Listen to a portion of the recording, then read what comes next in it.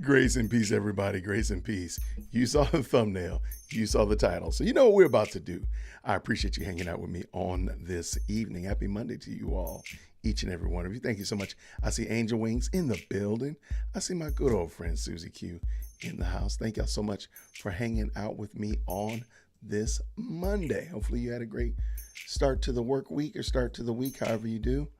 And I'm looking forward to having a great conversation with you all. We got a lot of stuff in the traps. Boy, those traps was full today. Oh my goodness. There was literally something that popped up literally like 5 minutes ago. So we're going to, I keep telling people like, oh, that's going to be for the show on Tuesday. That's going to be for the show on Wednesday. We had something pop up literally like 5 minutes before I hit live. And I said, we're going to talk about that today too. So we got a lot. There's a lot of good stuff in there, but I thank y'all so much, each and every one of you. What's up, his servant? Good to see you. Good to see you. We got a lot of stuff to talk about. Lots of good stuff to talk about. I appreciate you all. If you follow me on my second channel, Dear Woke Christian Podcast, I am starting to do live streams over there as well. So I did one this morning kind of explaining what I do as a small business owner and what my Monday morning looks like as relates to starting the week off, servicing my clients, providing value to them, and getting the coffers going, if you will. So if you want to check that out, you're welcome to check that out at Dear Woke Christian Podcast. And I'm going to try to do those probably 3 times a week, as well as on Podium Studios as well. So I'm thinking Monday, Wednesday, Friday on Podium, Monday, Wednesday, Friday on Dear Woke Christian, and Tuesday and Thursday on Podium's channel. Might do a live stream or two, just outright call-in type of show, just answering questions and such about being a small business owner over there. So I appreciate you checking it out. Thank you to everybody who's watched it. And if you could, just do me a favor, leave me some feedback. Let me know what you think about it. If you have any particular questions about being a small business owner in Marietta, owning a podcast studio, all that kind of stuff, I would love to answer those questions for you, as well as help you out with that. I did not know that the trustees were live in Dalton. I did not see that. I'm sorry, I didn't know. Now, believe it or not, I'm busy trying to keep all these cats in my house and keep everybody moving in the right direction. So I do apologize if I missed that. If there's something good over there, his servant, please let me know. And if we need to, we might do a divert of plan, change up the plan, so to speak. But before we do that, let's go ahead and get into what we're going to talk about today. Shout out to Transplanted Texan. I see Atlanta since 82 in the building, as well as Rebecca. I thank y'all so much. I really do appreciate y'all coming by and hanging out with me on this evening. Now, you all know, if we ever talk about a dysfunctional state, we're going to be talking about California or something on the West Coast. I'm sorry. Shout out to all my West Coasters, but let me let y'all know, California is a dumpster fire. Okay, most of the United States looks at California definitely like the stepchild that's not a part of the family at all, and they just keep making weird noises and they lick the windows. Okay, California's wild. Okay, really wild. However, I think we need to have a conversation, and I think it would be good for us to have a conversation about why it is that California keeps doing things that seem completely antithetical to prosperity or antithetical to the way that America should do things. I think that's a very valid question, because a lot of times you see it and you kind of scratch your head like, why are y'all doing that? Don't you know that that's not going to be productive?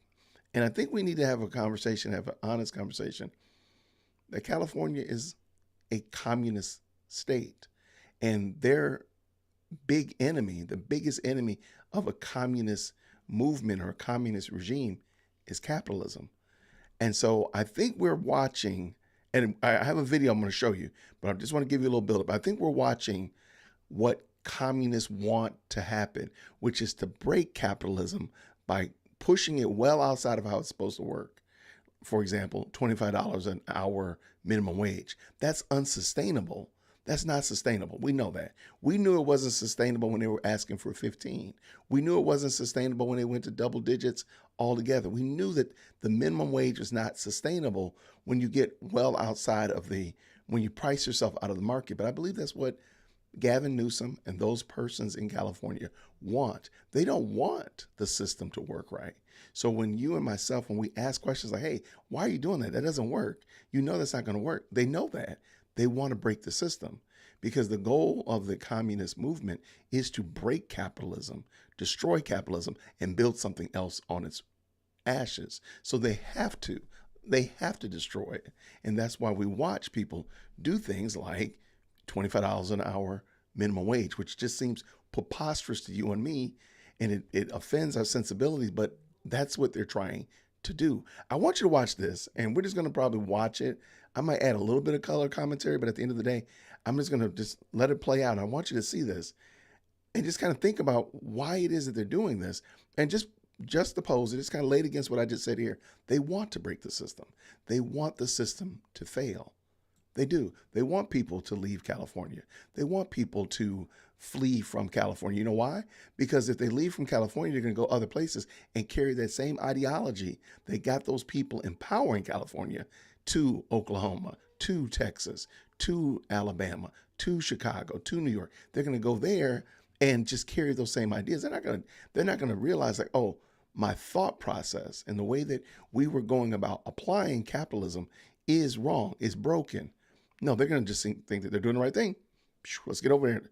Let's go on and spread out. So they're trying to do this on purpose. Let's bring this in, and I just want to let you check it out. Let's see what you think. That's my notes. Those are my notes. You see my notes right there? Why is the screen not pop? Why is the video not popping up? It's always something. Here we go. Here we go.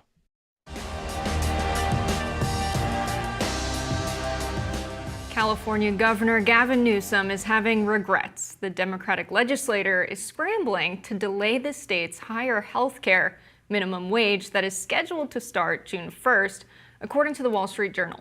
By 2028, the bill, which Newsom signed back in October to much fanfare, would require all healthcare facilities, including janitors, to be paid at least $25 an hour. The Wall Street Journal's editorial board wrote, quote, "The state's budget deficit has ballooned to $45 billion. Mr. Newsom projects that the new healthcare minimum wage would cost the state $4 billion more a year, owing to higher Medicaid costs and compensation for workers at state-owned facilities.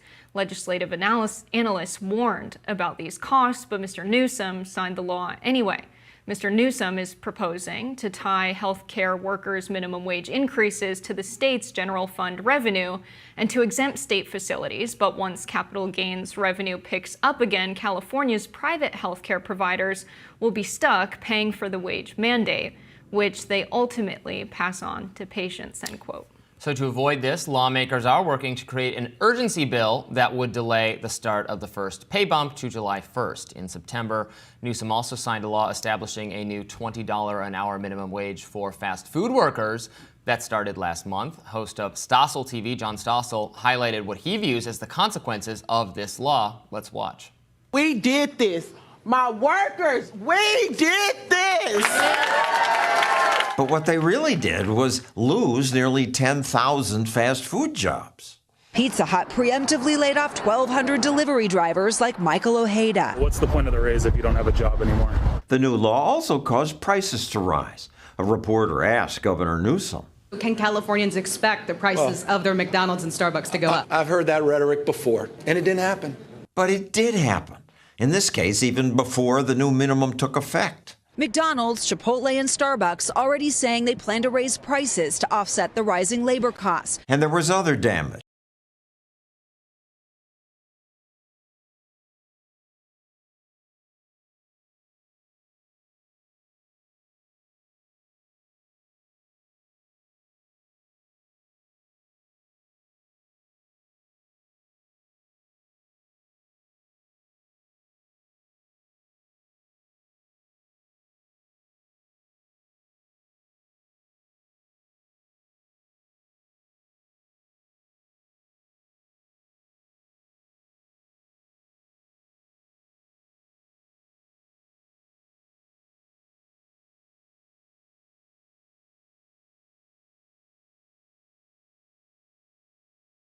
Some restaurants said, "We're no longer hiring.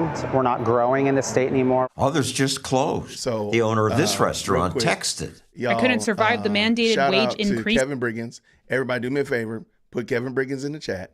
Kevin Briggins is calling me. And I looked up. I said, I wonder why Kevin Briggins is calling me.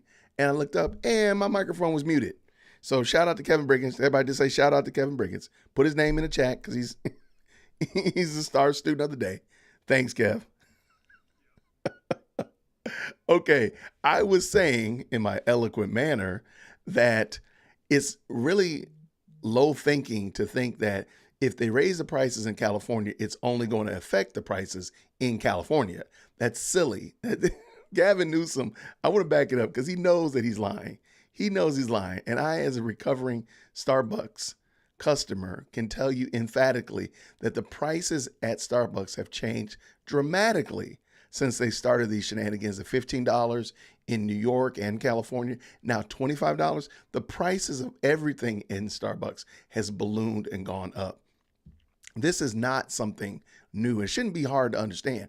You're not going to just pay $8 in California and I only pay $5 here in Georgia. That's not going to be the case at all. What's going to happen is we're both going to pay $7. Okay, I'm going to pay $7 and you're going to pay $8. Then that's a little bit easier to smooth over. And the extra that I'm going to pay over here is going to roll over through the company to pay for people that are getting paid exorbitant amount of money in California. But please understand, that's not sustainable. The system is they're trying to break the system. They want to break and ruin capitalism so that they can build something new in its rubble. But let's finish up. I backed it up a little bit because I wanted to see Gavin Newsom's face, but I think I missed it. Costs. And there was other damage. Some restaurants said, We're no longer hiring. We're not growing in the state anymore. Others just closed. The owner of this restaurant texted. I couldn't survive the mandated wage increases. And now that the $20 minimum's taken effect, restaurants in the state have increased prices by 10% faster than all other states. Another aspect of this California minimum wage debate was that Panera had an exception. There was a bread-based company exception written into the law that was described as just nakedly corrupt, given Panera, I think the owner of Panera's support for Gavin Newsom. So there was that. Now, Panera said, once that got called out, Panera said, okay, well, we'll voluntarily raise our minimum wage as if the law affects That's grimy. Good for them. How nice. So you're probably a fan of this policy. I am not, because if the government requires a company to pay workers more than the company wants to pay them, then they're just going to they're not going to pay them. They're going to lay them off, or they're going to automate, or they're going to raise prices. And this is how we get, at a time where we have runaway inflation, this is exactly how you get inflation. Good. Pizza Hut will raise prices. All the fast food chains will raise their prices. They'll lay off their workers. They'll realize that they're operating in a market where they don't have any consumers or workers that are willing to work for less than $25 in Los Angeles is insane with rent prices. So not only are you making your workers unable to afford basic expenses, people are going to look at their bills and say, it's not even worth it for me to go to work for this hourly wage. I either need to move or do something else. And then when you look at the prices increasing, if that's not matched with a wage increase, we've already seen fast food prices increase astronomically before we've seen wages adjust at all since the 1970s. So in many ways, this is a response to price increases that are already in effect. So to say now we have to raise prices to deal with this when their profits are in the billions, it's ridiculous. Let Pizza Hut close, let McDonald's close because they can't find workers and they can't find customers, and let mom and pop shops take over. Let people buy their... Okay, I got to stop her there. I got to stop her right there. And somebody just asked, what kind of logic is she using? Because the mom and pop shops are going to have to pay the $25 too. The mom and pop shops have been closed. They've been scuttled as well because they couldn't afford $25 an hour. I mean, I don't think you realize, man, the small businesses, or really any business, their largest expense is employees, is staff, labor costs. Are you trying to tell me if McDonald's can't afford $25 an hour, mom and pop burger shop is going to be able to afford it? Ma'am, I'm sorry. I appreciate your calm demeanor. I appreciate that, but this is an ignorant argument. Okay, let's finish up. Food from all of the taco trucks in Los Angeles. That's fine. Well, we're not letting them close. We're forcing them to close. Good. Well, I don't think that's good. If they're not willing to pay workers a living wage, they shouldn't operate. I don't agree. Why does it's not the... What right does the government have to come in and say, here's a business saying, okay, I would like to hire you, and here's the amount of money I would like to pay you, and the person can say, well, that's not enough, so I'm not going to work here, and the businesses say, okay, goodbye, or they can say, sure, that's fine, I'll work here. It's a totally voluntary exchange, and the government is coming in and saying, I don't consent to this exchange, you have to charge more, and the company's saying, well, then I'm going to raise my prices, or I'm just going to get a automatic teller thing. And then so that seems to me to screw over the worker more. The person's like, hey, I would be perfectly happy to work for that wage. The government has the right to do so because the government represents the people living in California. No, it doesn't. That's a private property. This is a private property issue. And you as a private property owner, by way of being a small business, you can decide that. That is a choice that you've made to do business with me, to hire me, to make your widgets or make burgers or wash cars. That is the government really has no play in that. And that's actually really poor thinking. I saw somebody mention here a lot of, now there are franchises, of course, like Chick-fil-A is a franchise, but like Chipotle is not. That's a company owned. Starbucks is a company owned. Most Dunkin' Donuts are individual franchises. But again, I don't think, I think if you put a Starbucks and a Dunkin' Donuts and they had to compete in $25, $30 an hour salaries, both of them are going to struggle. Both of them are going to struggle. One is going to probably get scuttled and the other one's going to probably have $40 drinks. So I don't think anybody's benefiting from that at all. And then again, like if you have a true mom and pop small business and you're putting on them that they have to hire people at $25 an hour, what are they going to do? What's going to happen? I mean, I would love to see how that would pan out. There'd be a lot of Presbyterians going into business because Presbyterians got a lot of kids. So there'll be a lot of people going into business and their kids will just be working in kind. But let's go. Who have elected representatives who have run on raising the minimum wage because so many workers have a minimum wage that is not sufficient. They can't pay their bills. They can't keep food on the table for their kids. And so they wanted this minimum wage increase. You do realize it's called a minimum wage, right? It's not called a living wage. It is called a minimum wage. And really, truly, it was for children. Children should be living on minimum wage, working on minimum wage, summer jobs and weekend jobs. This is not meant for people to be living on, just like welfare is not meant for people to live on. It's the abuse of the system that you all are making concessions for here today. But let's get going. Yeah, California's got a lot of problems. Thank you so much for liking this video. Yes, of course, with a big macroeconomic policy like this, if workers are getting fired because there are layoffs, that's to the fault of the company itself if they're not willing to pay workers a living wage. So that's fine. It's a temporary problem. But I think it's a huge opportunity for Pizza Hut to close, for McDonald's to close, and for people to shop at local small businesses instead, and for work to be found elsewhere. California's public spending, they talk a lot about their deficit. I don't think that's a problem because we're in a high interest rate environment. The money's going to have to come from somewhere for an economy to grow. And anytime we've seen a high interest rate environment and the investment not coming from the private sector, it forces public sectors to go into deficit. Otherwise, the economy won't grow. I think that's a hell of a pitch. In fact, I encourage Democrats to run on it. Vote for us. We're going to drive business. We're going to drive McDonald's and everybody else out of business by putting people don't like corporations, Rami. Well, they want the mom and pop shops. That's not true. What is? Okay. I got to confess something to y'all. I watched a good portion of this, but I did not get this far. What is she talking about? People don't like corporations. They want the mom and pop shops. That's not true. If that were the case, then we would, oh my gosh. I can't believe that this woman is, no, actually, I can't believe it. I can't. Pop shops are even more expensive. People want affordable food, not in my housing, experience. Gas prices. That's always and everywhere. The mom and pop stores are more expensive. Okay, I encourage all of our viewers to look at the menu. That's just true. A 5-piece nuggets at Cookout, a local fast food chain in North Carolina where I live, $1.99. What? That's compared to Chick-fil-A, compared to pizza. 5-piece nugget. Okay, I'm sorry. I didn't get this far. Cookout. But Cookout, hold on, wait. I already know. I'm sorry, I just thought about that. My kids love Cookout. Everybody knows Cookout food is subpar at best. If that's real chicken, I would be there. I'm not even going to look that up. That's dumb.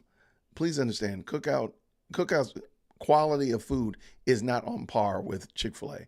How dare, you know what? She actually said that. I'm going to back up just a little smidgen. I didn't plan on being here super long tonight, but it's going to be a long night. Even more expensive. People want affordable food, not in my housing, experience. Gas prices. That's always and everywhere. The mom and pop stores are more I encourage expensive. all of our viewers to look at the menu. That's just true. A 5-piece nuggets at Cookout, a local fast food chain in North Carolina where I live, $1.99. Well, that's true. Compared to Chick-fil-A, compared to Pizza Hut. I mean, that's fine. And if they can, but I wouldn't put. I guarantee you, if you no, I'm sorry. Cookout. I think Cookout has some great cheap food, no question about it. My kids, you can run away with a lot of food at a lot of food from Cookout. Totally get that. That's not on par with Chick-fil-A. You're not gonna run away with a lot of food at Chick-fil-A, but I feel much more comfortable you're actually getting real food. But oh my gosh. Undercut the fast food chains. People can go there. I don't care what people do. I think people should have choice and control over the direction of their own lives, which is what they get in a market. That's not what they get when the government comes in and starts saying, I'm going to shut you down, or saying, I'm going to impose costs on you such that you have to shut down. Well, what do you do when corporate power becomes so large that it limits people's choice? What's the largest power is the government's power here to push your business. I mean, the government power is always more because it's literally putting places out of business. It's causing inflation. It's causing more unemployment. Look, I don't think minimum wage. Look, if people don't have enough money, I don't think minimum wage is the right policy to address that, because in response you get inflation and you get unemployment. I would be more supportive. I would just if not from their wages. Well, just have, you could have I mean, there are lots of other proposals out there. I would rather have a guaranteed minimum basic income type proposal where you just get a direct cash payment or something from the government. I mean, I'm not saying I'm for that, but I think that would be a better policy than minimum wage. Making the company do it means that then they have to, again, they raise prices or they fire people. Like, putting the onus on the actual employer to do it is the kind of tinkering with the economy that Democrats love, progressives love, but always ends up having these unintended consequences. It would be better to just have the government give people money than create a... Or this is a crazy idea. How about you just let people make their own decisions? If I don't pay enough in a salary, let's say my minimum wage is, let's say they have a free-for-all minimum wage. Okay, we go back to the basic minimum wage. I think it's like $5-6. Okay. And if I don't offer enough, people are not going to work for me. So I'm going to have to raise my minimum wage in order to attract good workers that are going to do the good job and are going to keep bringing customers in and cause my profits to grow. It's really that easy. But by giving people $25 minimum with no standard, because one of the things that communists hate is meritocracy. They don't want you to get for what you do. They don't want that. They want everybody to get the same and everybody to be equally miserable. Look at what they're doing. All right, let's finish this up. Series of hoops that employers have to jump through would be my opinion on that. I don't really see this as like the government's unchecked power. I see this as the government responding to many decades of unchecked corporate power, of corporations. Like, if you go to the average downtown of many towns in the Southwest in the United States, in the Southeast, in rural areas in the Midwest, the downtown is desolate in many cases. There are a few mom and pop shops that are struggling. And the new downtown is strip malls that are the same corporations and chains you see in every... Wait, hold on. What is she talking about? Okay, let her town. Well, go ahead.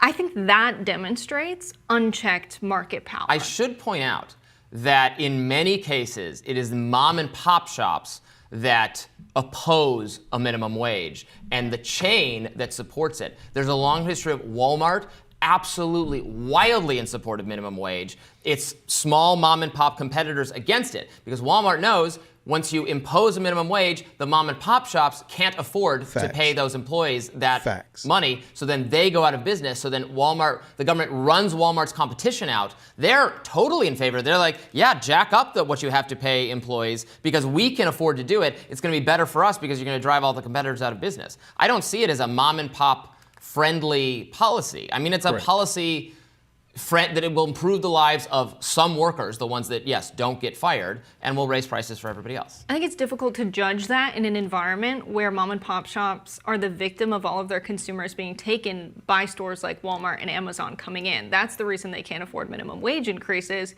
because their consumers and their typical customers are now going to these other places where they're selling you goods for very cheap because they're paying the employees that manufacture the goods, that ship the goods, very low. And they're profiting in the billions. Their profit margins have been insane over the past few years.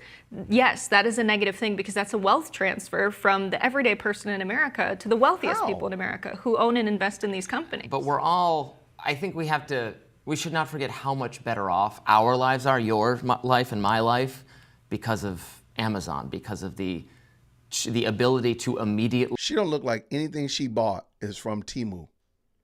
Okay?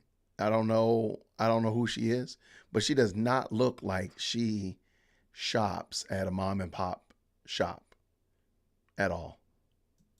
Purchase and have it appear on your doorstep, anything you want at a more affordable price. I mean, that is kind of I would pay more if workers didn't die in Amazon warehouses. You're welcome to pay more. You can go pay more. But you can. I could go to thrift stores and buy higher quality furniture and products than I would get from Amazon, quite frankly, for far less. Now you said you're the conservative and I'm the progressive because I think I don't know about that. Better access to cheaper stuff is good for humanity, and I'm glad we're moving in that direction. And I don't care if the mom and pop shop. I don't think we're moving in that direction. I think we're moving in the direction now of overconsumption being responded to by people wanting higher quality things and realizing they don't need as much stuff as they're purchasing. Well, if people wanna build their own furniture and assemble their own cutlery, like you can go live like a Luddite sort of existence. That option is still available. Going to most a thrift people store don't want to churn their own Luddite. butter anymore. It's a little thing called modernity that we've invented. No, I think people are going to this thrift store because they get cool stuff. It's way cheaper. It's higher quality than the stuff that breaks on Amazon. It's a trend that's in response more so to quality of the products on Amazon and Walmart than any political statement, really. Because you end up spending more money, actually, when you're getting low-quality goods that you have to constantly replace. It's a trick. They're playing a trick on us, Robbie, to take all of our money. I am going to a costume party later today, and I realized yesterday it was a costume party. We can go thrifting after this. We'll get you an outfit. No, I tried to find a thrift store. I'm like, this is impossible. Oh, what can I do on Amazon? I ordered the costume, and it's going to show up. I did this yesterday, and it's going to appear on my doorstep by the time of the party today. I think that is amazing. It might be late. I hope it's late, Robbie. No offense. And then we can go thrifting. More Rising right after this. I have no idea.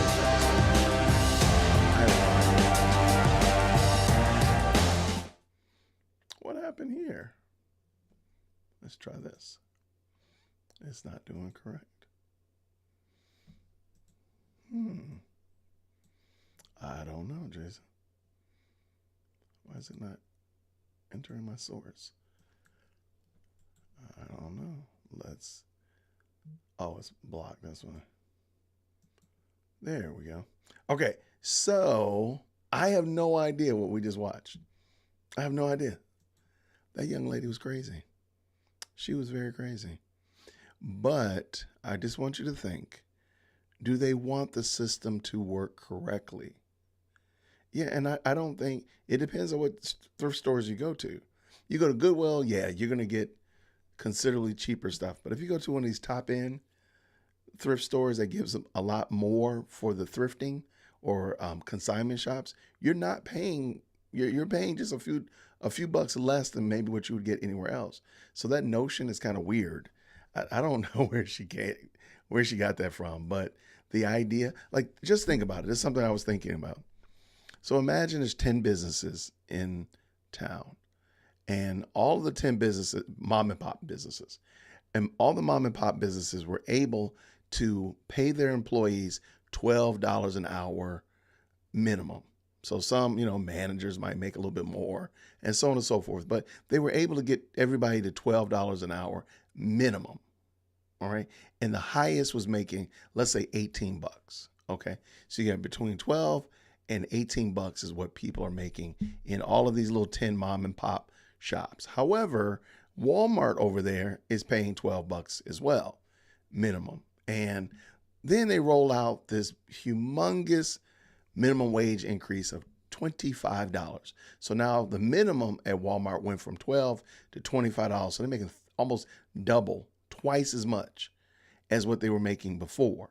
And so they're loving it. What's going to happen to those mom and pop shops? What's going to happen to them? They're going to have to raise their prices twice as much. I think he's right, saying that the government is running out Walmart's competition for them. They're not going to be able to do that. They were struggling to do that. But let's just say they get everybody up to $25 an hour. What are they going to do with those managers and associate managers and all those kind of people like that were making $6 more than the minimum? They're going to be making $31 an hour in order to keep pace with what they were making before the minimum wage increase. That's going to be crazy, because please understand, even if you're making $12 an hour and you agree to it, everybody's going to increase up to 25. That's going to be the minimum. That's going to be insane. That's insane. But, and that does not apply, the minimum wage increase does not apply to people who are contract employees. So like teachers, they would not get a minimum wage increase because they don't get paid hourly. So this is only for hourly employees. So people with contracts, salaried employees and those things of that nature, that wouldn't even affect them. We're only talking about the minimum wage for people usually in service industries and such of that nature. So you're not going to be talking about your electricians and the such like that. So those jobs are going to really struggle, because again, those Walmarts and the McDonald's and stuff like that, they are going to probably start closing. And we've seen it. We've seen the kiosks. There's kiosks here in Marietta. I mean, there's kiosk McDonald's here in Marietta. I've seen them. And I just think that's such a wild take. But I appreciate y'all. So that was our first one. And it seemed like some of the comments looked like they were pretty engaging. So definitely lots of people in the best live chat on the planet like that. I'm glad that you all, some good conversation about the thrift stores, good conversation about Walmart and Starbucks coffee, all that kind of stuff like that. Maybe one day we should have like a coffee talk. That would be funny. A coffee talk would probably be wild. I think that would be fun, Jason. Let's try that one day. All right. I want to talk again about why I think that Marxism they don't care. I really think y'all, and I know some of you, we've talked about this, they don't really care. They don't care that you say, hey, this doesn't work right. Like, I'm not going to be able to get to my job if you block up off the highway. They really don't care because they want to destroy the system. They don't care. And one of the things that we've talked about this multiple times is when one group who's espousing a woke ideology clashes with another group that is also espousing a woke ideology. It is fun times in the city. So before we do that, I got 17 people that have liked this video. Thank you so much. I'm glad you find value in this. If you do like this type of content and you're one of the 32 people that are watching this in total, if I could get like 4 or 5 more so I can get up to 20, that would be super dope. If you like this video, just hit that little like button. It's not going to hurt you. I promise you. It's not going to hurt you. It's not going to do you any harm. Now, I got a good one for you because you may not have heard. In the city of Philadelphia, the city of brotherly love, they had a little parade on this past weekend for the June frivolities and debauchery that's going on in the month of June. However, what happens when the Philly Pride parade clashes with the pro-Palestinian parade or mob or protesters? It is a must-see TV. Here we go. Let's go.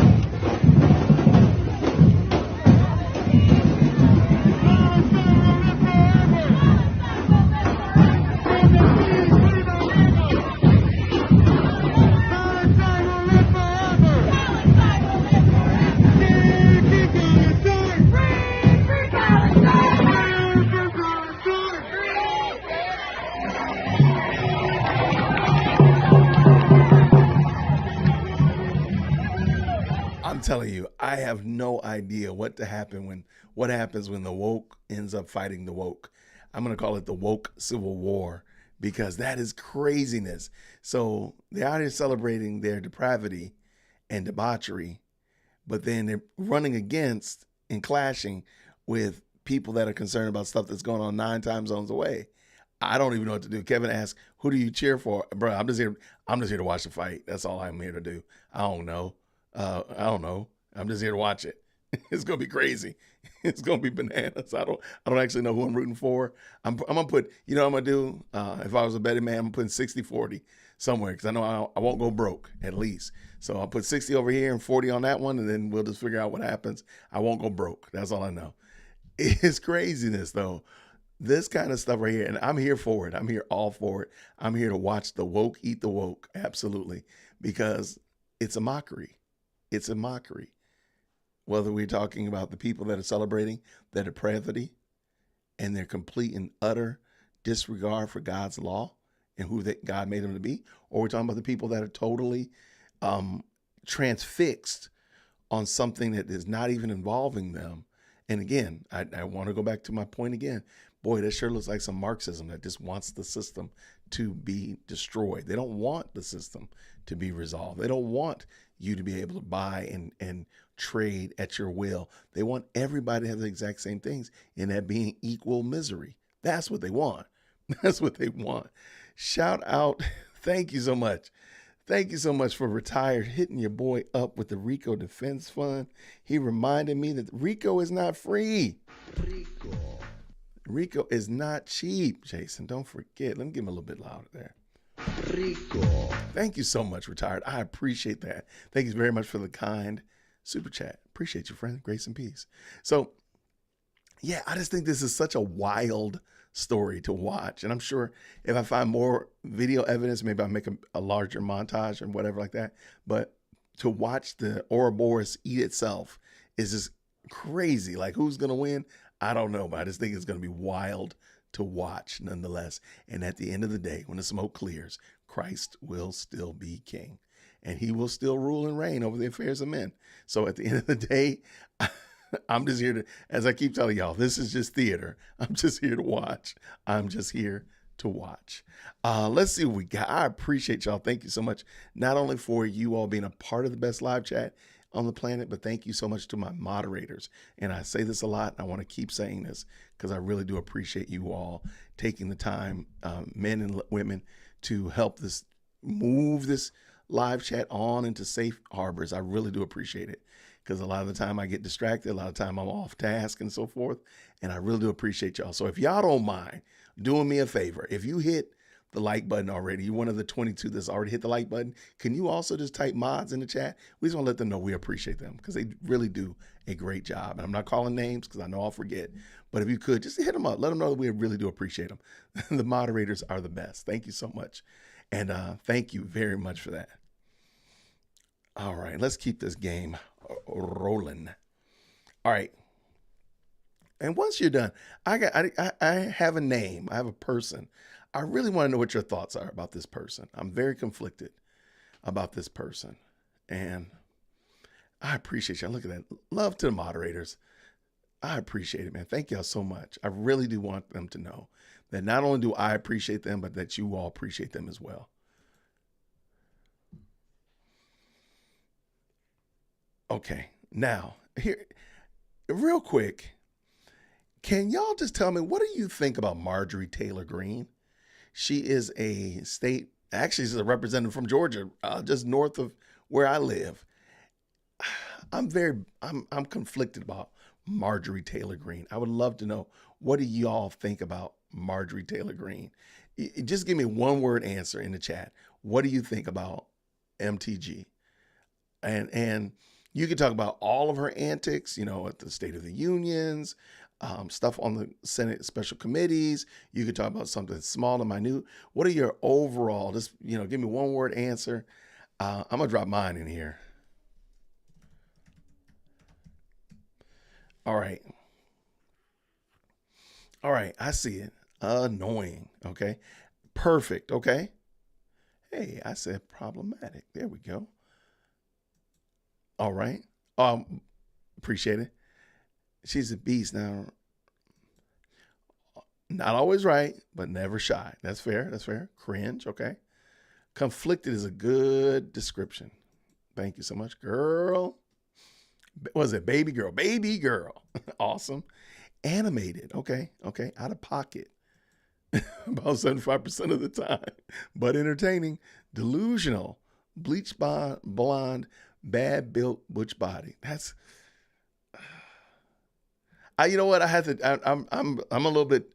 It's interesting because when you look at Jasmine Crockett's body, if you're looking at bodies, I think you should look at both their bodies, because Whatchcall's body just, I don't know, just Crockett should, she should lift some. That's all I'm gonna say. Definitely entertaining, quirky, bold. I guess notifications don't work. I don't know what the deal is, OFAM. I dropped a video actually explaining why you might not be getting notifications, especially on your phone. I did a short on that, and if I can get the moderator to drop it in the chat and maybe add it to OFAM, it might help you out as well. All right, it says you're angry. All right, so y'all might have seen that she was on the special committee interviewing Anthony Fauci. I had totally forgot about Anthony Fauci. That dude totally fell off the radar. I had totally forgotten about him until I saw him today. I'm like, oh yeah, I forgot about that guy. He had been laying low. That dude, look, that's how you should do. That's what Tiffany Henier should do. That's what P. Diddy should do. That should be anybody that's in trouble with the FBI, anybody that's trouble, be like Anthony Fauci. Just disappear. I ain't seen hide nor hair of that guy until today. Well, anyway, Marjorie Taylor Greene was interviewing him. And I thought what she was saying was super. Why do you feel that she is conflicted? No, I am conflicted about her, because I agree with, like Susie Q said, Melissa, I agree with about 75, maybe 76, 78% of the stuff she says. And even here, I agree with everything she said. There's just a section, and I actually cut it out, where she's going in about how she's not going to call Anthony Fauci Dr. Fauci. She's just not going to call him doctor. And the committee's doing all these shenanigans about, was that removing her words, and she needs to apologize. It was really childish. But I'm like, why did you have to say that? You didn't have to say that. You could have just because she was burning them down, okay? She was cooking. And then out of the blue, she says, I'm not going to call you doctor. You're a mister to me. Why? Why did you do that? Like, you literally undercut everything you were saying, because she was cooking. She was bringing the noise, right? And then just out of the blue, she changes up the music. Like, wait, the whole party was hopping. But she was 100% correct. But then she just brings in this thing about how she doesn't respect Anthony Fauci as a doctor. I too do not agree with him, but he has the credentials to be doctor. So I'm not gonna even die on that hill. That's not even the hill I'm even worried about. Fine, he's a doctor. He needs to go to jail. That's true. But I'm gonna pull this video in.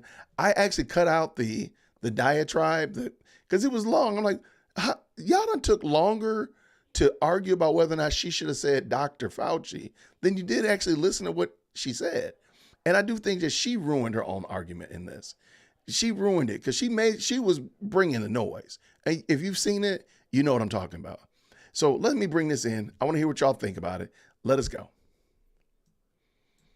Thank you, Mr. Chairman.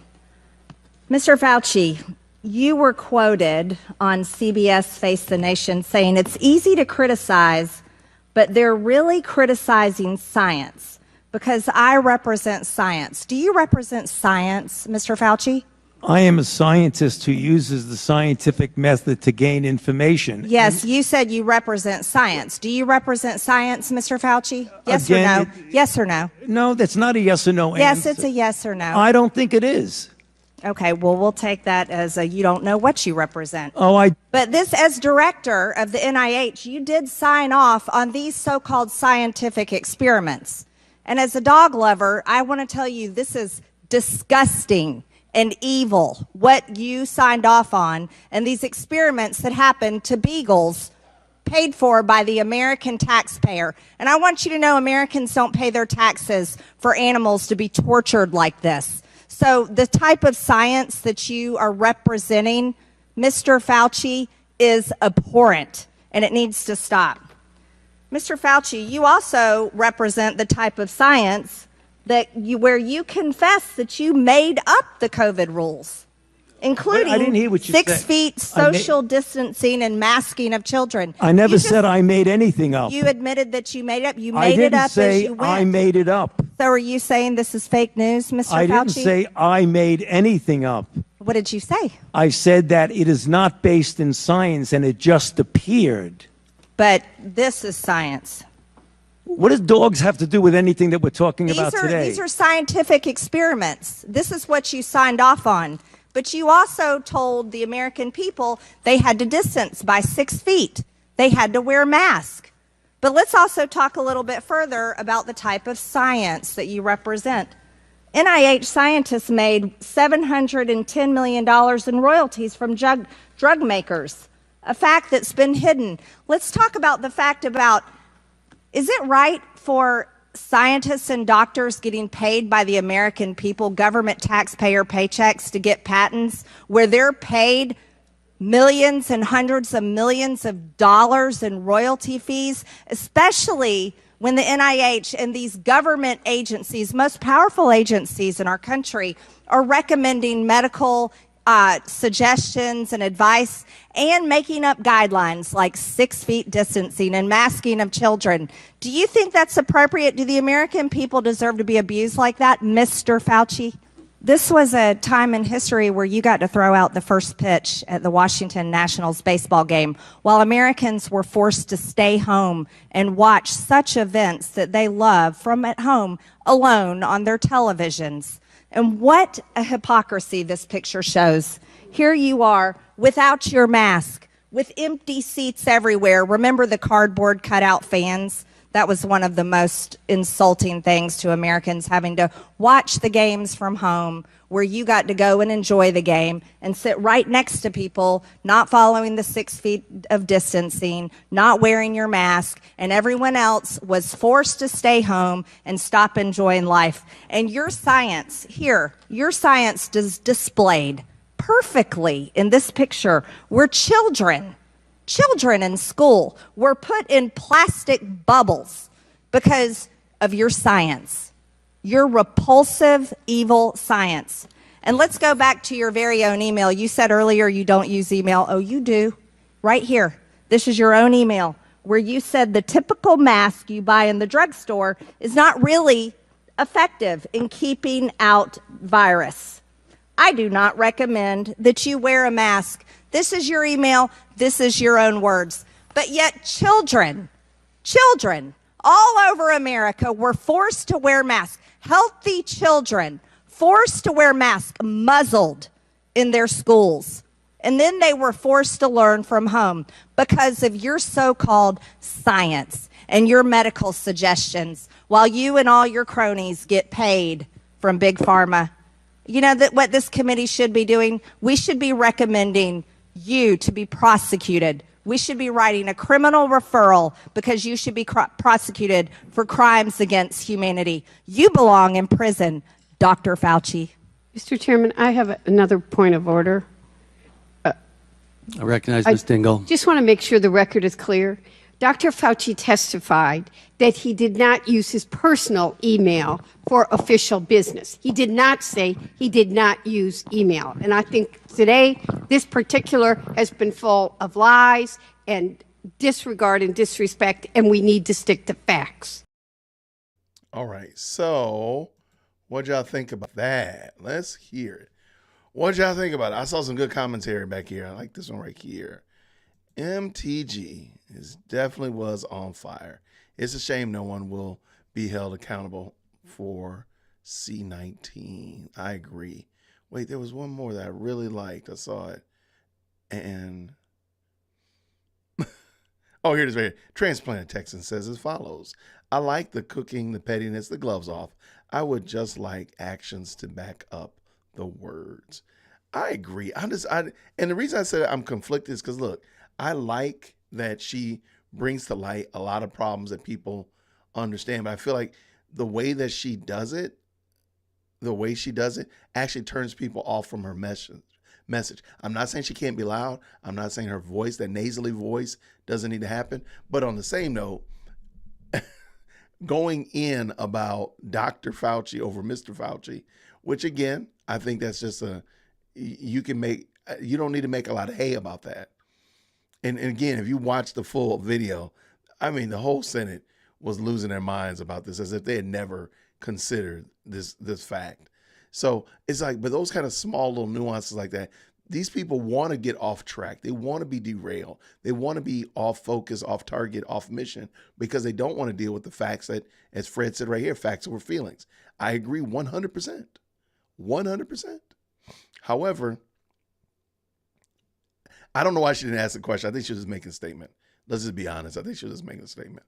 But I think the way she goes about it does turn people off, and it does elicit, it gives them something to run after and go in another direction. Like, you wouldn't call him doctor. And people wanted to like censor her because she refused to call him doctor. What? Why did you even do that? So anyway, that was just my little 2 cents. Let me see what you say. No, I saw the facts too. We just saw the facts. I think that's where she should have stuck to again. And I think when she started the Mr. Fauci versus Dr. Fauci thing, it was a lap too far, in my opinion. Again, I'm not saying that she's wrong. I just say the way she comes across turns people off, and she causes people that would support her to feel like, and then of course the people that are not rocking with her, they just have something else to run with. These make good clips, but not sure anything will change. I agree, Victoria. No argument for me. Her delivery needs work. I agree. I think Trump's delivery needs work. I think he could work on it as well. I think he says he's not as bombastic as he used to be, but I just think like, hey, if you just iron that out a lot, I think you'd be a lot better. You're not seeing the short. Okay, let me see real quick.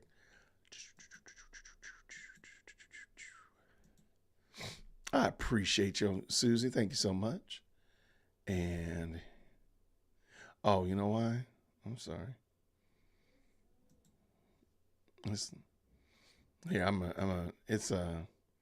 I have no idea why it's listed as private, but I resolved it, and now I'm gonna drop it in the chat for you, Susie. Oh, fam, this is for you.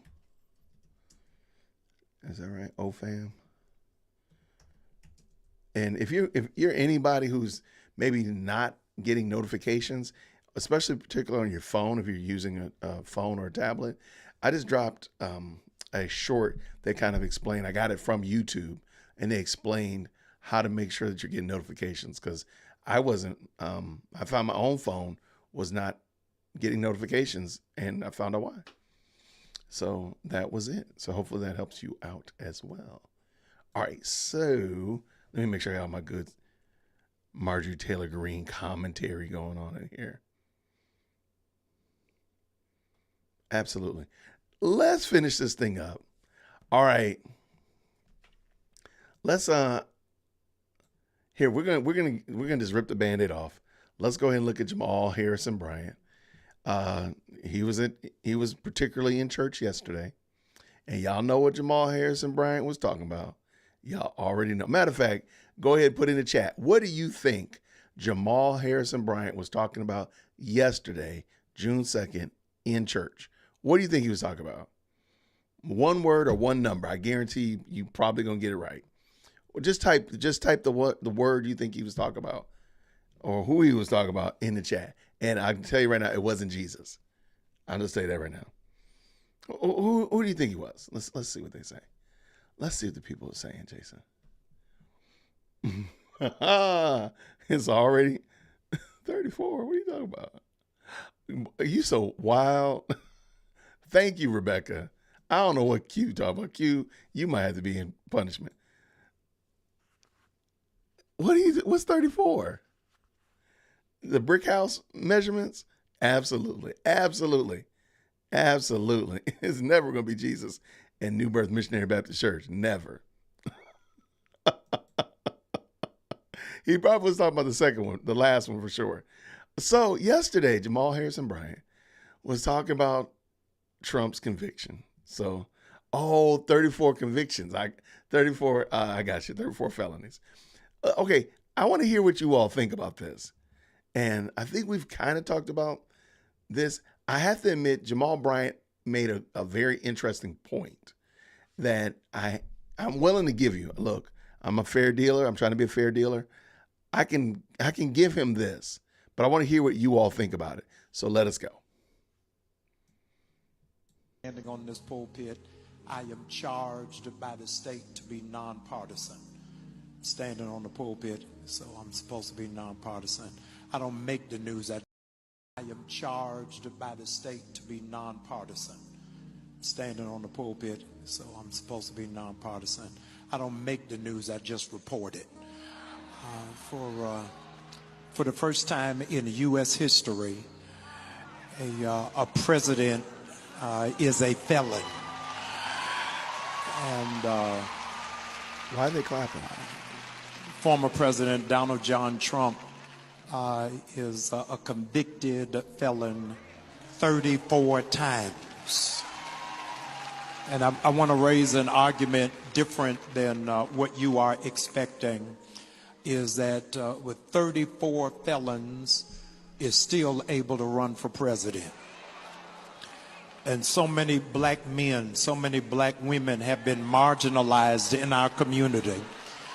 And it is probably the appropriate time for us to raise the larger conversation that if a felon can run for president, then the felony box should be taken off of job applications.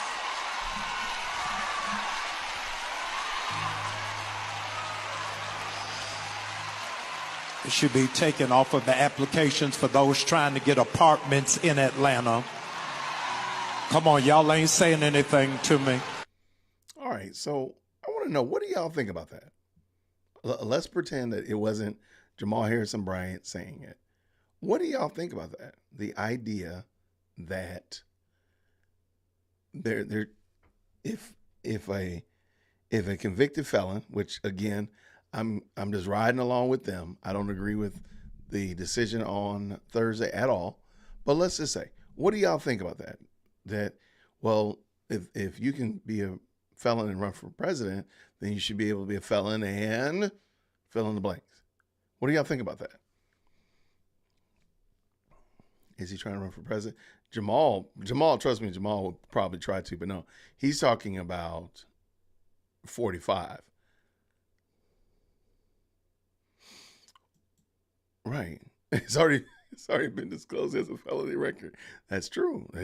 Everybody knows it now. All right, let's see. We witness him.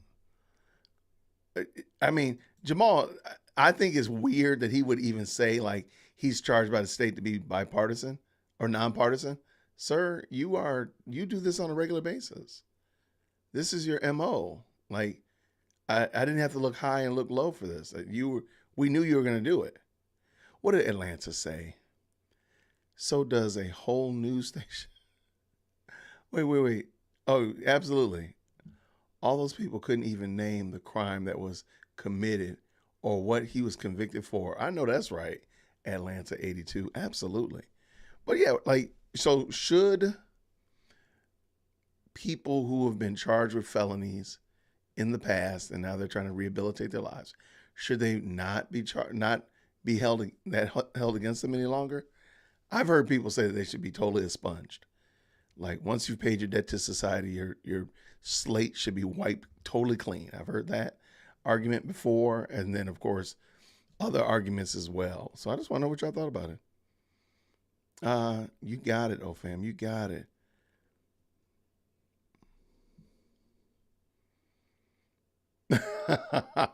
Now, Fred, I know you like Jamal.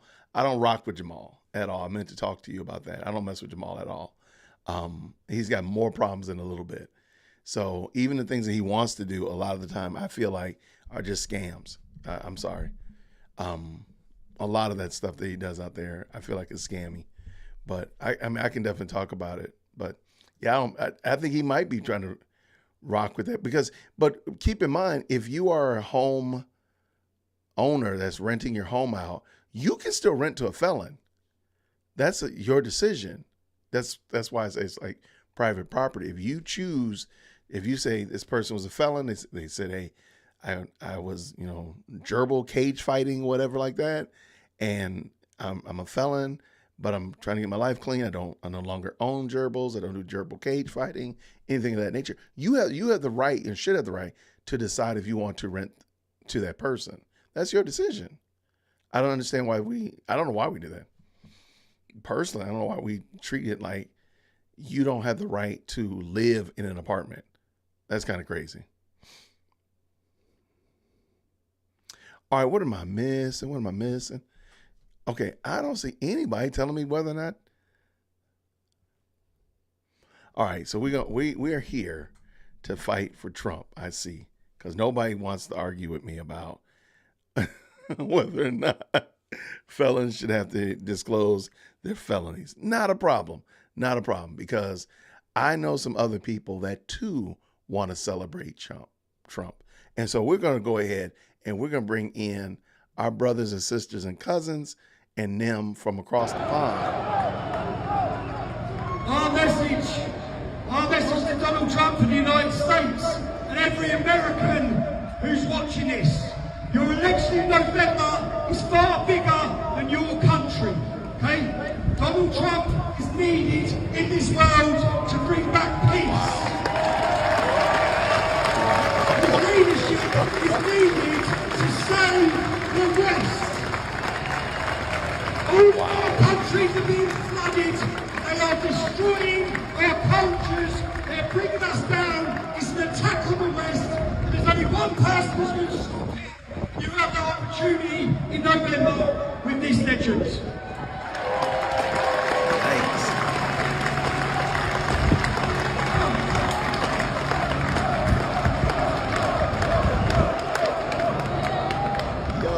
I have another friend who's American. They can't even vote, my guy. They are excited, man. They're part of them. That's why he got $53 million on Thursday. There's people like that. Man, they wild. I love it. It's funny, man. The Union Jack supports Trump. That would be kind of wild, a Union Jack flag with Trump on it. That would be wild. Why are the gerbils in the chat? Why? Why are y'all like this, people? I love y'all so much, man. Y'all are wild. Trump supporters know no borders. Absolutely. Well, that's because we don't have any borders. Ouch. Joe Biden, ouch. England loves Trump. Oh, wow.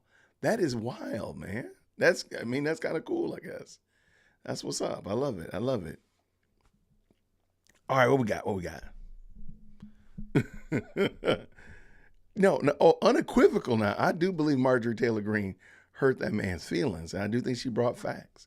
I just wonder, does she have to say it like that? Can she say it in a way that would be more entreating? I'm not saying that she has to, I'm not saying she's a tone police or anything of that nature. Don't get that twisted. I'm just saying, like, man, I want her message to not get washed away because of the way she presents it. That's all. All right, what we got? World leaders respected Trump when he was president. No wars were started. I mean, that's true. The world needs strong. That is a very good point. A very good point. We do need a strong president, not just a DEI hire, but a real strong president. I'm with you. I'm with y'all 190%. Even though that's not even a real number, but I'm still with you. All right, let me clear this up a little bit. There we go. No, I'm totally with you. I just, look, why is Richard Gere enters the chat? If you know, you know. What's Richard Gere? Okay, I don't know, Kevin. I got a bad feeling. I don't want to know either. I just thought about it. I don't want to know. So I don't even know what you're talking about.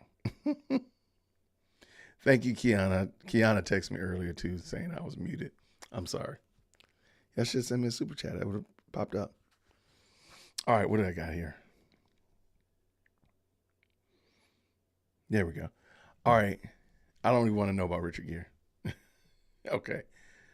All right. Thank you very much. I take retired's words, sage words of wisdom right there. Yeah. So do I need to come up with another animal to make my silly analogies instead of gerbils? Can I say like French geese or Canadian geese maybe? I don't know. Anyway. Oh my gosh. Thanks, Melissa. You've totally ruined the rest of my night. Thank you so much. But hey, real quick, I did pin at the top the link to the chat. You want to jump in real quick? You want to talk? Or if something's going on with Tiffany Henyard, I think I saw something that the trustees are supposed to be having a meeting, I was told. And again, this is like last second, so I do have one more real quick if I need to. This is for tomorrow. All right, this is for today. All right. Let's see.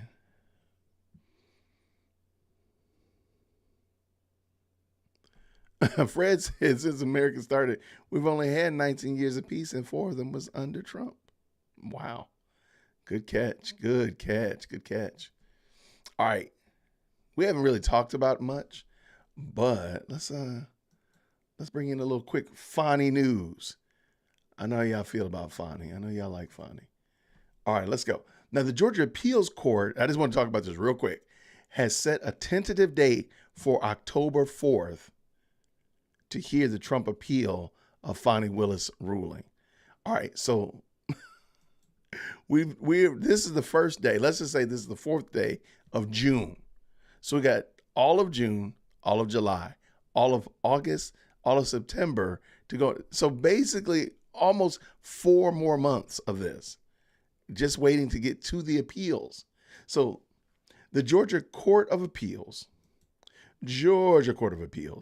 has tentatively set arguments, and this is just the arguments. This is not the decision. They're not looking at, I'm sorry, you can bring in new information. So this could go on. Like I said, there is not a snowball's chance that this is going to even see the light of day before 2026. But let us continue. Arguments for October 4th in a bid by former President Donald Trump and his allies to remove Fulton County District Attorney Fani Willis and her office from the case involving in the alleged effort to overturn the results of the Georgia 2020 presidential election. I don't think this case is going to see the light of day ever. Let's go. The appeals court said in May that it would review a decision from the Fulton County Superior Court Judge Scott McAfee that allowed Willis to continue prosecuting the case against Trump. Arguments will be heard by Judge Trenton Brown, Todd Markle, and Benjamin Land. Oh my gosh, why did they put those people's names out there? Oh my gosh, this is going to be wild. The former president and 8 of his co-defendants in a sprawling racketeering case brought by Willis's office had pushed for her to be disqualified because of a personal relationship she had with a special prosecutor, Nathan Wade. But McAfee denied the bid and said that Willis and her office could continue their work on the case if Wade withdrew, which he did. Trump and the group of co-defendants then appealed the decision. So you all are aware of this. I just wanted you to know that they're looking to start the arguments on October 4th. So that's almost 4 months away. So like this 6 month, 4 months away. And then they're going to take, let's just pretend that they take 3 weeks to do that. Well, the election is going to be 2 weeks after that. So, literally the election is a month after this starts. So it's going to be crazy. 2024 has not let us down at all. 2024 has been wild. Wild. So I'll drop the link for that in there in the chat if y'all want to check it out or read it yourself. And I know I didn't finish reading the whole thing, but I did want to drop that in there for y'all. And it's in the chat for you as well now. If anybody wants to, feel free to hit that link, click that link. All I do ask is that your camera be on. All I do ask is that you do keep the conversation above board, if you don't mind. And of course, have your favorite beverage of choice. And today I'm drinking water. I think I just heard Lady Dear Woke Christian pull in. Yeah, garage is closed. That means the lady's in the building. I love it. I love it. But let me see real quick. I do appreciate y'all taking the time to hang out with me on this afternoon. I didn't put you down as the stream sponsor. Retired? I'm sorry. Retired, can I make you a stream sponsor tomorrow? If that's okay. I didn't mean to. I totally forgot because we were talking about all the other shenanigans. I will make you the stream sponsor on tomorrow and give you a shout out tomorrow. So thank you so much, Retired, for the very gracious super chat. Thank you so much again. All right, what we got here?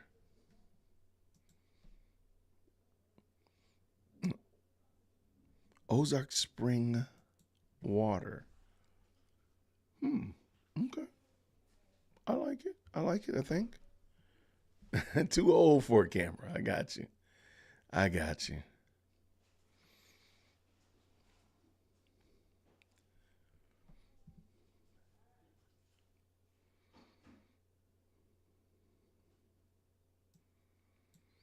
I think it's interesting, and I can kind of see where you're going. Fam, he says, I'm 2 minutes behind, but isn't it a little scary to have so many people love one man overseas too? Trump has my vote, but also cautious.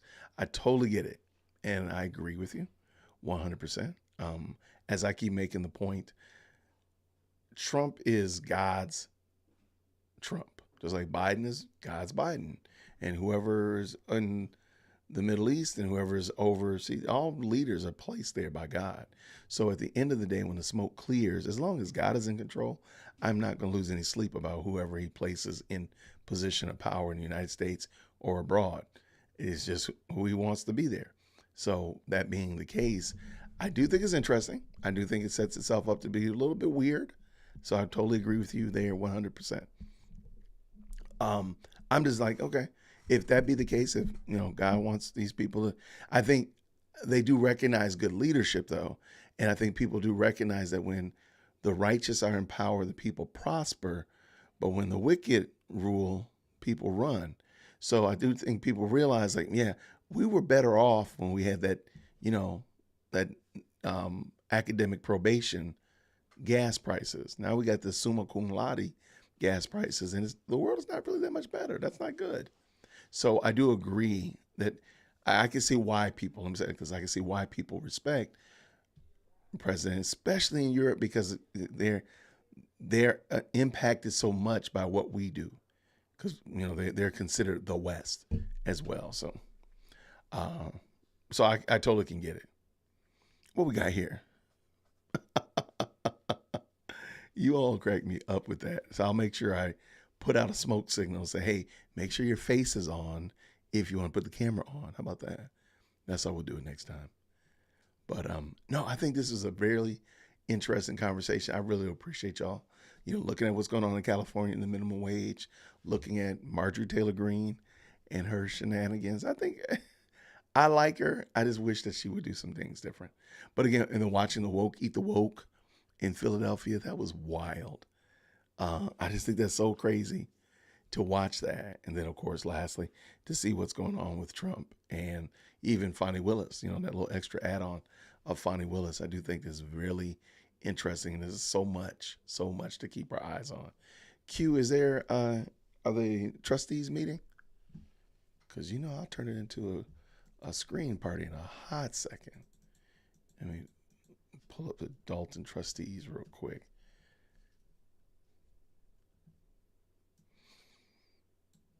Oh my gosh, there actually is a meeting. Oh my gosh, there really is. Oh man. And there's like 3 or 4 people live streaming it. Oh my gosh. Okay. All right, let's go. Let's check it out.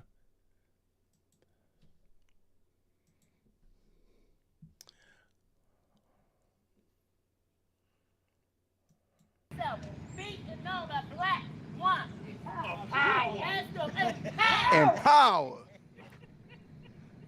You ought to be ashamed of yourself.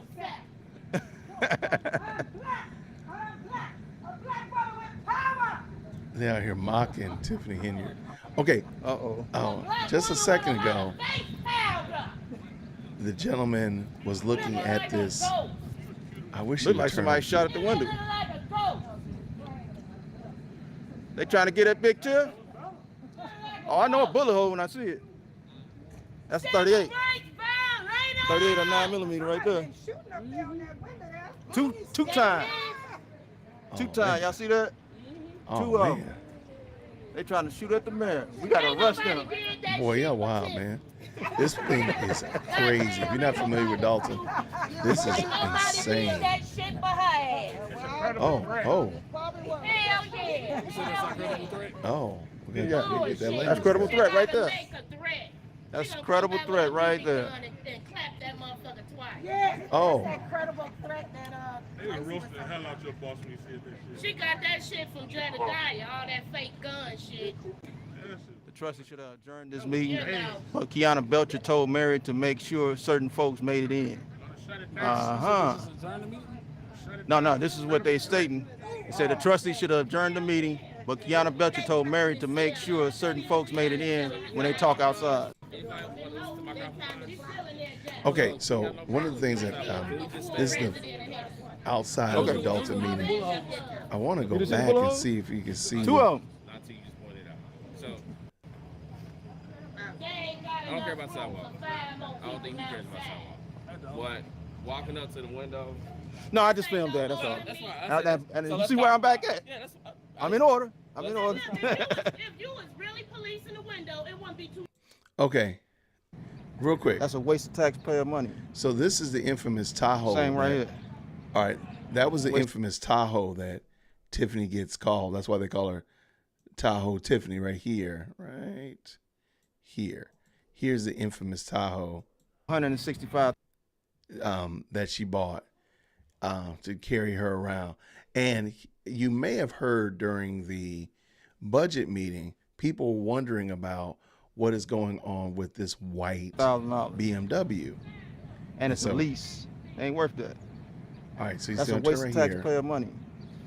And same right here. All right, so this is her boyfriend's big body BMW. That's I don't know what year that is, but it's definitely newer than anything I can rock with. And, that's been getting a lot of shine because the rumor has it that she used Thornton Township money to actually buy that thing for her boyfriend. And nobody knows where the money came from. So it's just wild. That's, like I said, Tiffany needs to move like Fauci and just be quiet. All right, let's go. Let's jump. I'm going to jump back because they were talking about this window. Why y'all asking us why we on the sidewalk? Okay, I don't know why they're outside. So when Andrew Holmes come out, y'all have to arrest him. It's no longer alleged. He's a rapist.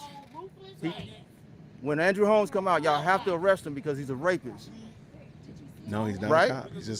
He's just a code enforcer. Kamal Woods in Las Vegas.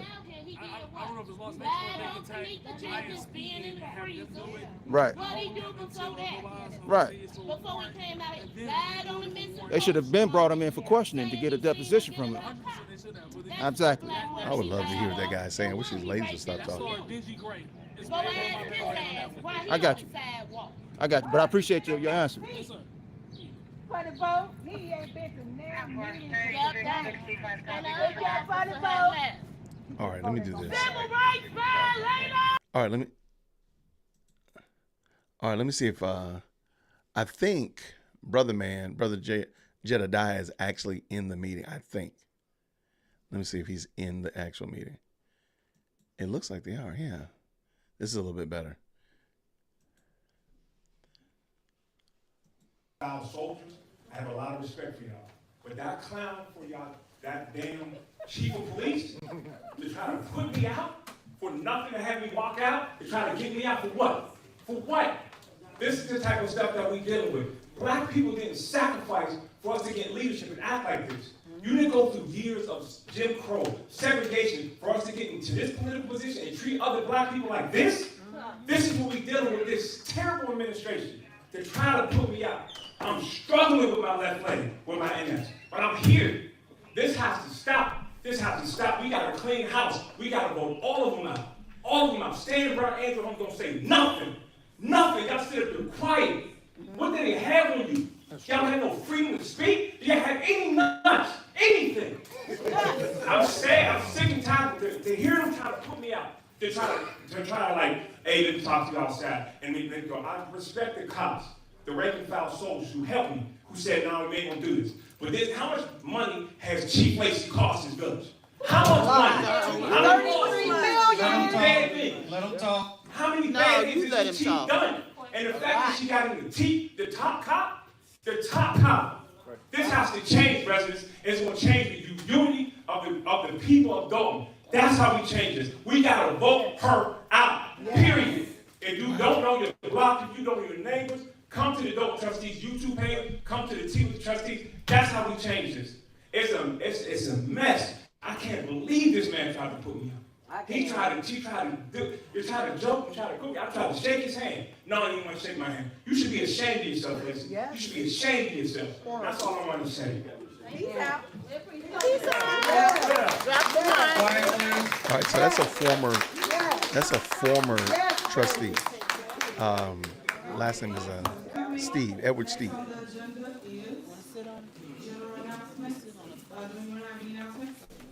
Wow, look at that meeting, man. That place is packed. A few announcements about community events. The Rural Estates Assisted Living is having Back in Time. Oh, wow. Andrew Holmes is there. It is June 14th. That's the guy right there. Wow. And it's located at 1515 East 154th Street. That's the old Dorchester. They have a few sponsors, Senator Napoleon Harris, the Dalton Park District, Fifth Third Bank, Noble Entertainment, and if anybody take a picture of Jedediah. I have the flyer, and they also have a RSVP number. It is a theme for the Roaring 20s, and this is at the Rural Estates. Also, the children are out of school, so if anyone has children, they have some programs that's going on throughout the community. The Dalton Park District has summer camp that starts June 10th through August 16th, and that's a Monday through Friday. So if anyone has children, they also have discounts for multiple children. And they have an apprentice program, which is with children ages 12 and up, June 8th and June 15th, starting at 2 p.m. at the Dalton Park District, 715 Ingle Street.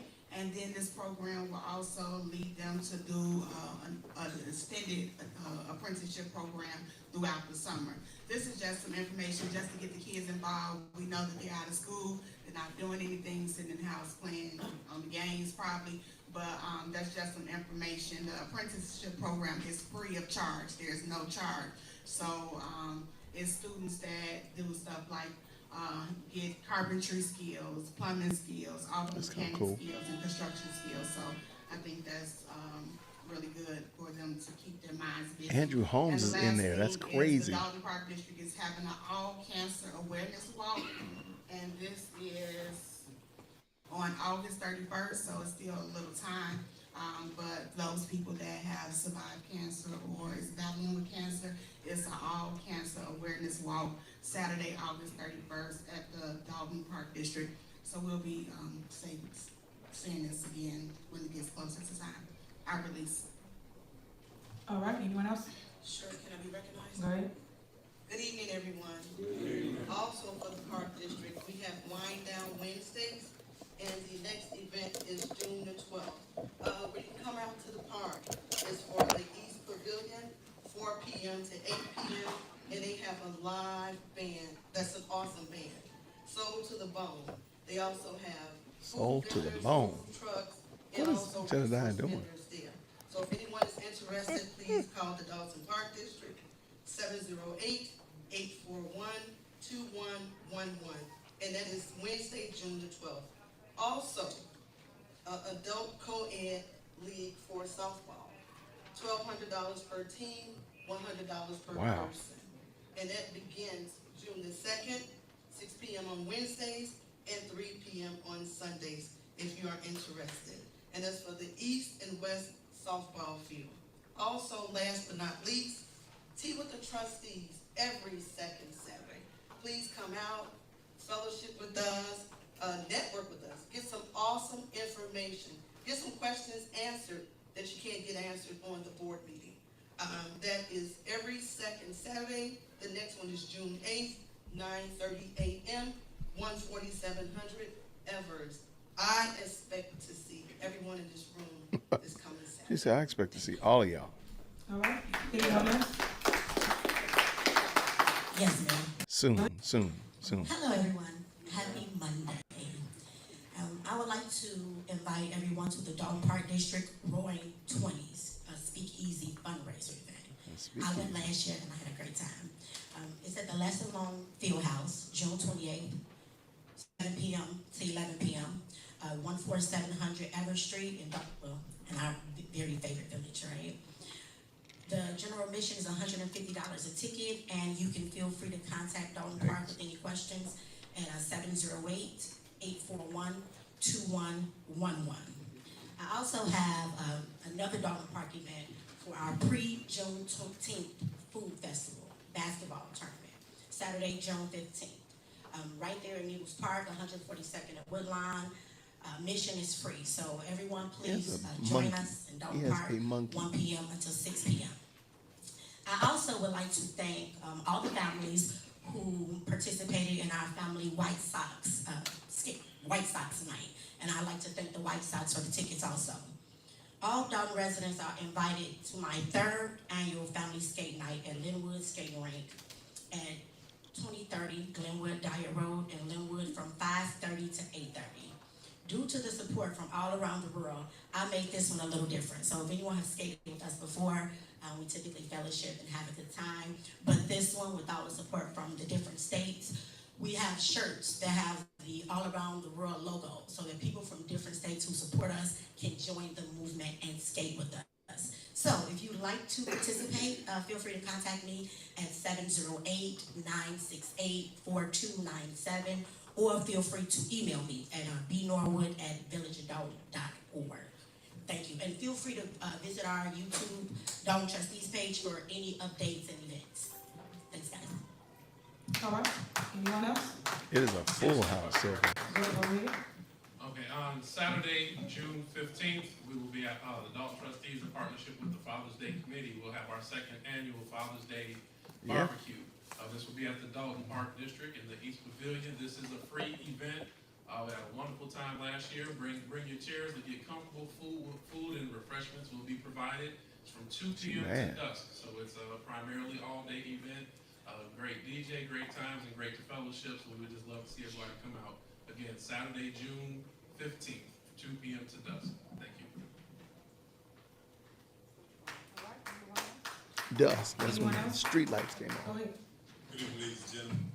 I'd just like to say the Dalton Township Senior Lawn Program is up and running. School's out now.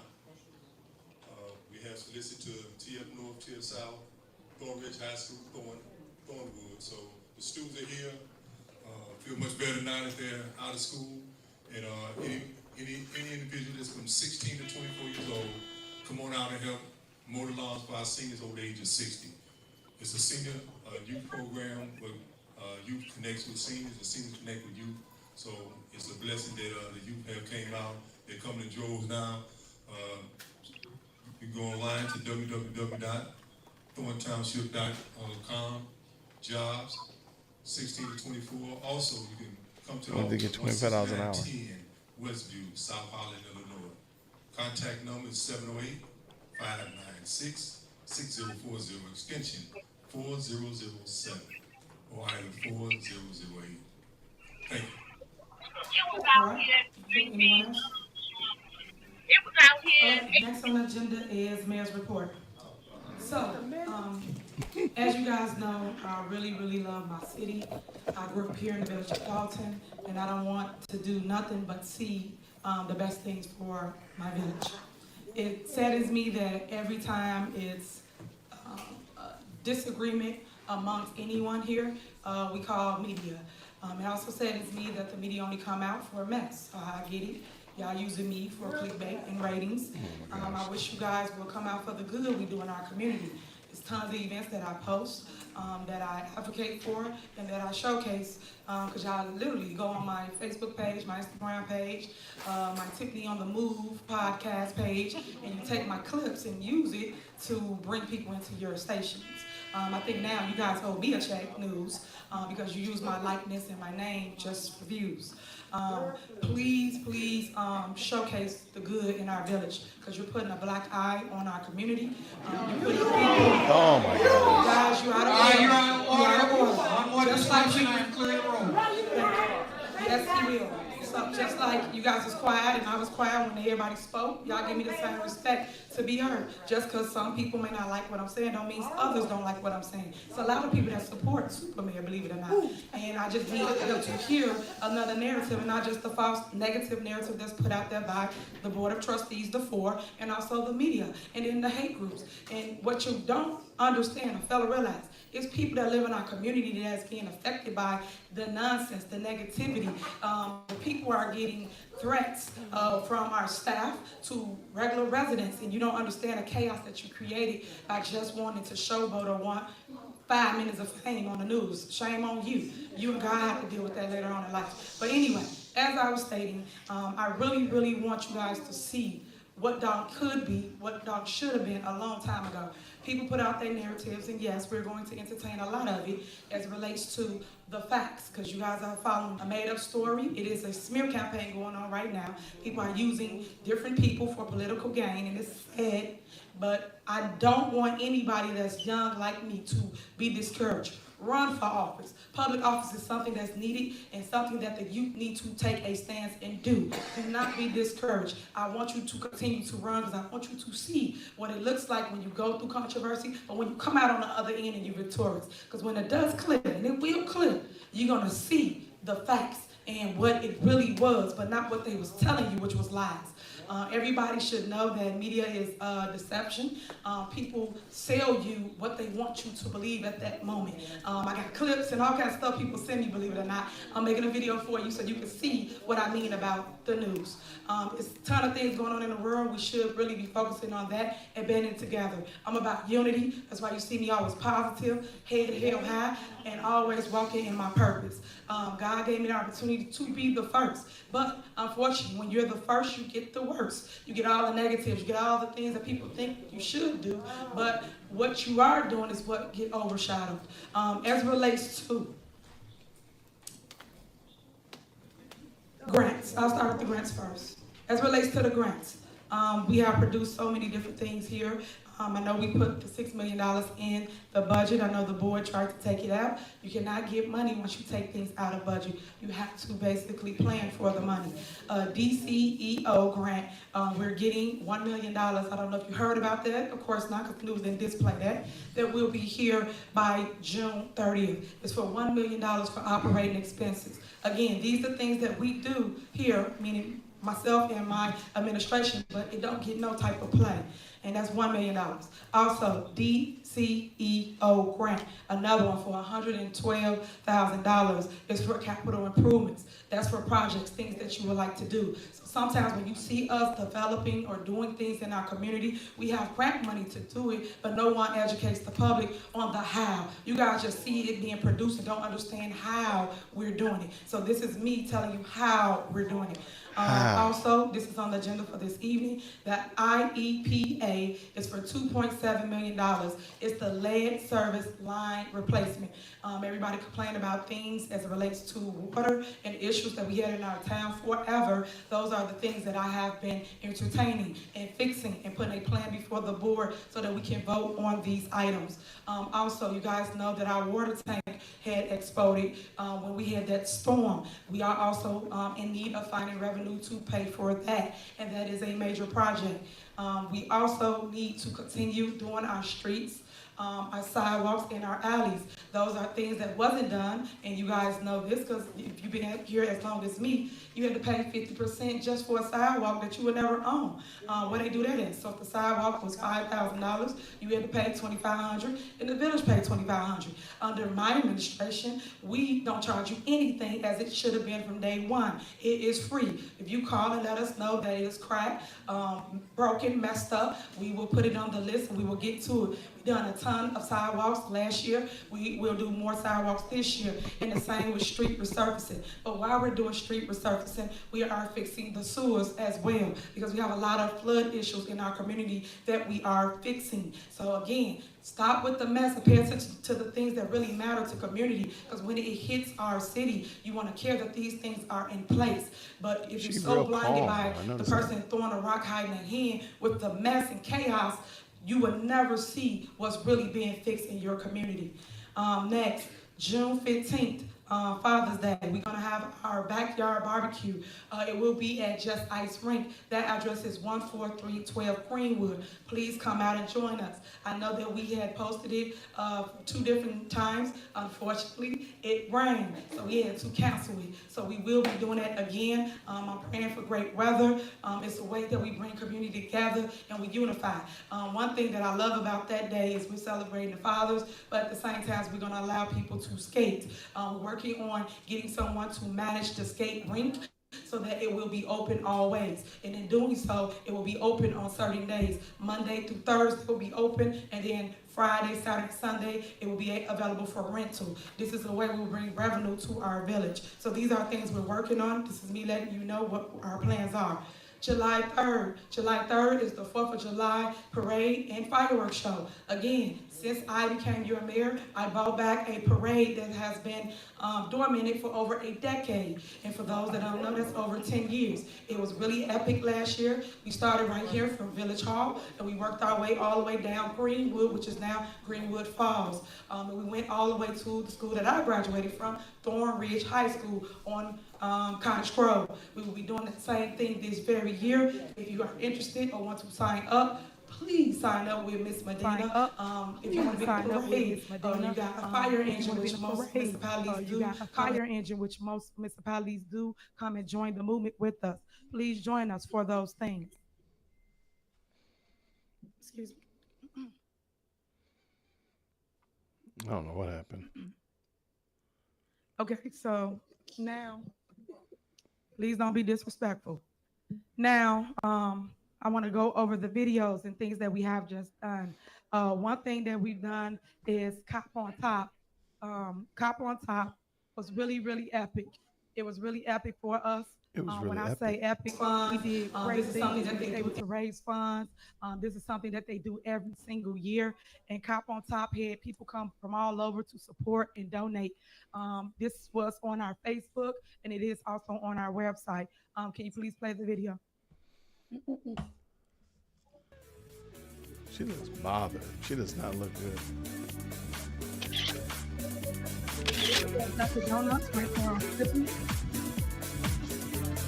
It was really nice. As you can see,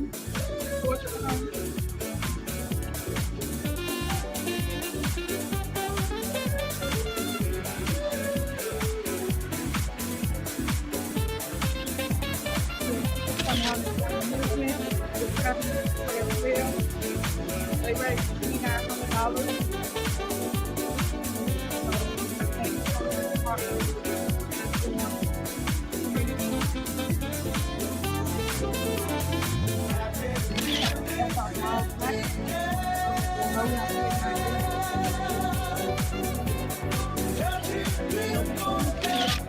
What's going on with it, Doc? Yeah, I'm not sure exactly what is happening. There are sound waves, but this is a video that she's playing right now about the things that we have had a huge success in.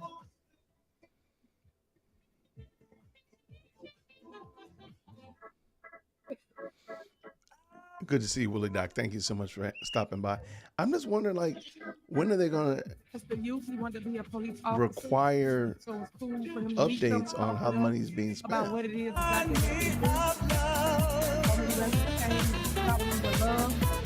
My mind and my heart.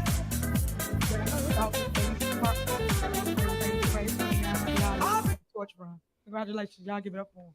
Good job. That's weird. Next, we have our Showtime at Apollo. Showtime at Apollo was at the rink. It was 14312 Greenwood. That was really epic. We had people from all over Thornton Township come up and show up and show out. They had voices, which was unbelievable. And then they had kids that did dynamite.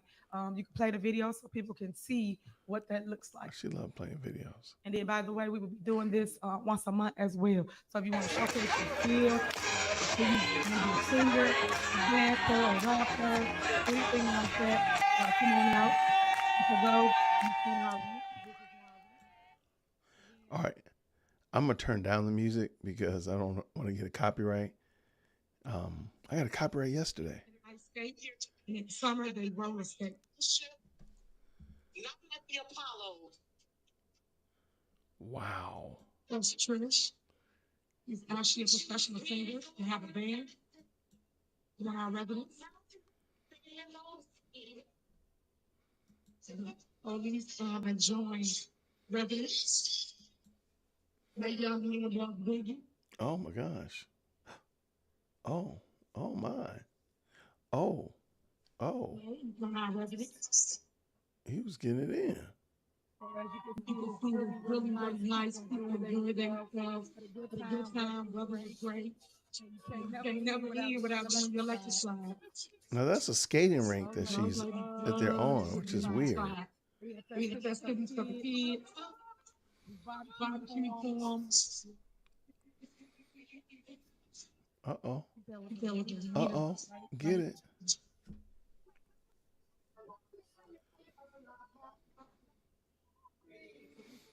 All right, Okay, so I'm going to mute her for 1 second. Thank you. Doing this video. And it's not because I don't want the good that Tiffany does to be seen. She absolutely throws events. She has a lot of events. And all of those things are self-promoting, and they definitely help her raise her political profile. These are the things that get people thinking that this is such a great administration. And you're right, Tiffany, there are people who support you. Nobody wants to take away from that. But the issue here is not if there are events that are thrown. The issue here, and we're going to get our feedback from outside in just a little bit, but the issue here is that there's no transparency from this administration. How long have people been asking for legitimate financial records? Why would the news have to sue the administration for FOIA requests? Government law. There are people who have not gotten FOIA requests filed. There are issues with the police chief not being qualified, doing the bidding of the mayor to weaponize the police force. These are the things that she needs to be given a report on. If there is money that is necessary to cover all of the lawsuits, if there is money, why are so many people quitting, ducking, dodging, dipping? These are the things. Fuck that video. Sorry, go ahead. Let's unmute the video. Unmute her back.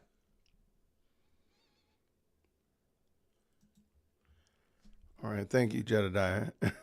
Granted. Oh man, she got that gold microphone, y'all. She got that "My name is Prince" microphone. I don't have that myself or our administration, so we're still looking for that from you as relates to a copy. We don't need the original, we just would like a copy. Next, Woodlawn and Greenwood. We will be converting that to a dead end. We're working on the particulars for that. So stay tuned. Those that do live in our community, when you go down Woodlawn, it will be closed off. We're going to put notices out throughout the week so people can be aware of that. And then also we're going to put reflectors there so no one runs into anything. Because on Greenwood, people who do that sharp left or sharp right, it will be cut off. So just reminding you of that. The next video is the Dalton tax levy. Another and video. It talks about your property taxes. This is one question that's always asked of me as it relates to our taxes being increased here in our village.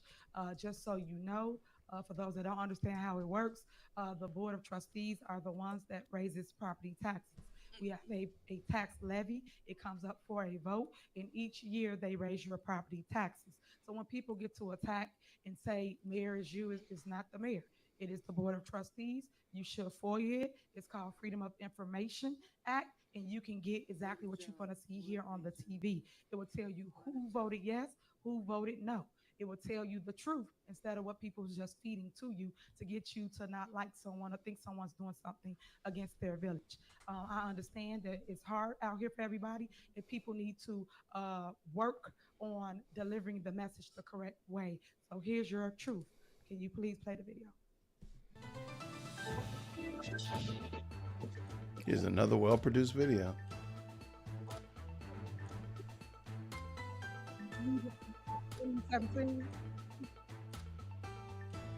As you start with what tax levy is. Every year we must levy taxes for our village. We levy taxes. Our fire, our work, all of those departments are levied by our taxes.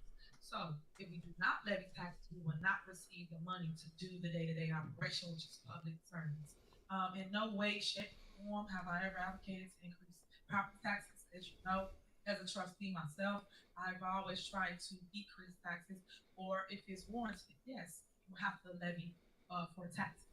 But in this case, if you don't know, now you will know today. Every community passes a tax levy of 4.99%, no matter what the public says, because that's the levy they can pass. If it's under 5%. You know what? I just don't look. I don't want to. I want y'all to get the information, and I'm not the person that try to keep on breaking this up to commentate. But let me just say this right here. Of course, they gotta raise the goddamn taxes if the way you govern is putting the damn village in the hole. They gotta pay for stuff that you're causing. You're siphoning all the money out of goddamn village. So of course the trustees gonna have to raise taxes to pay for your bullshit. Stop playing videos. Give us the documents. All these programs that she's running seem to be like, are there not monies that's involved in all these programs that y'all running?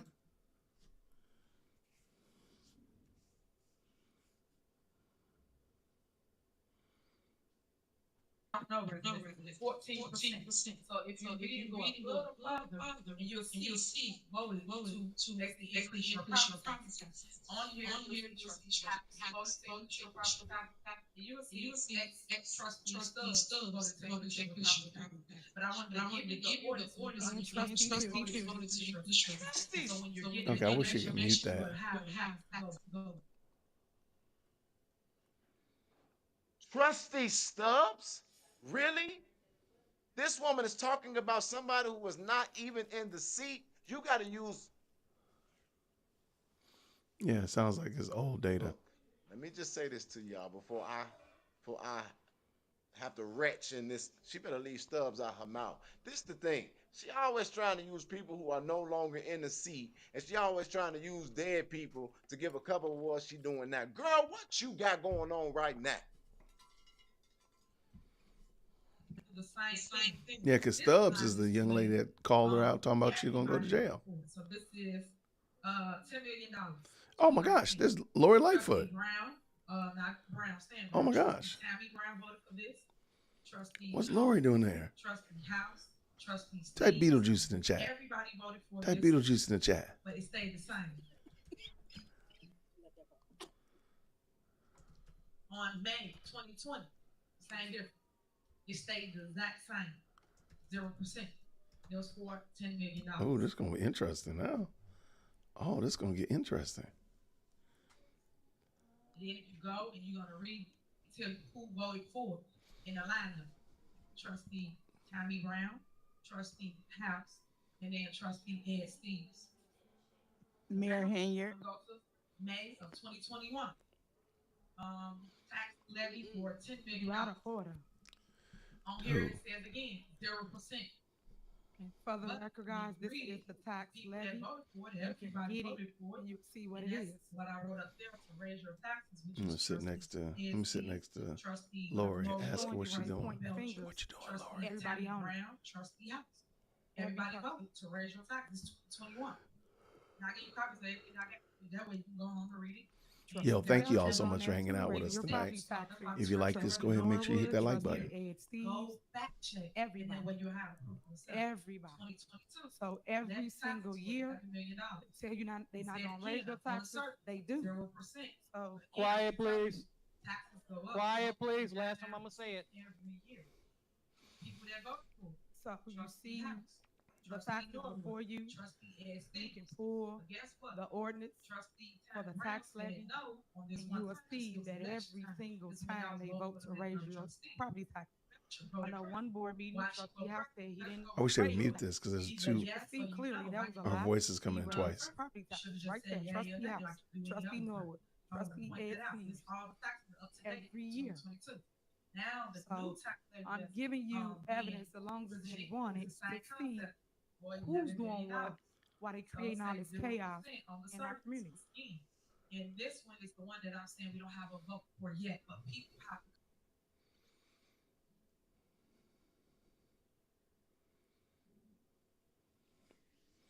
Yeah, I don't know what.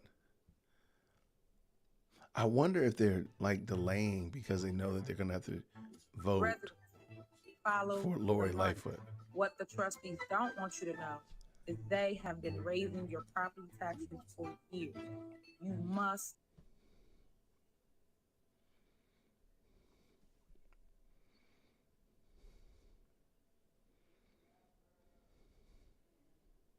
Yeah, I don't know.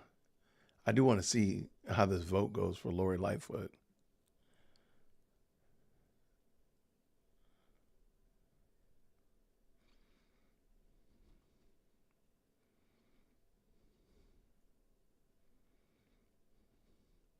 From Village of Dalton and also from the Park District.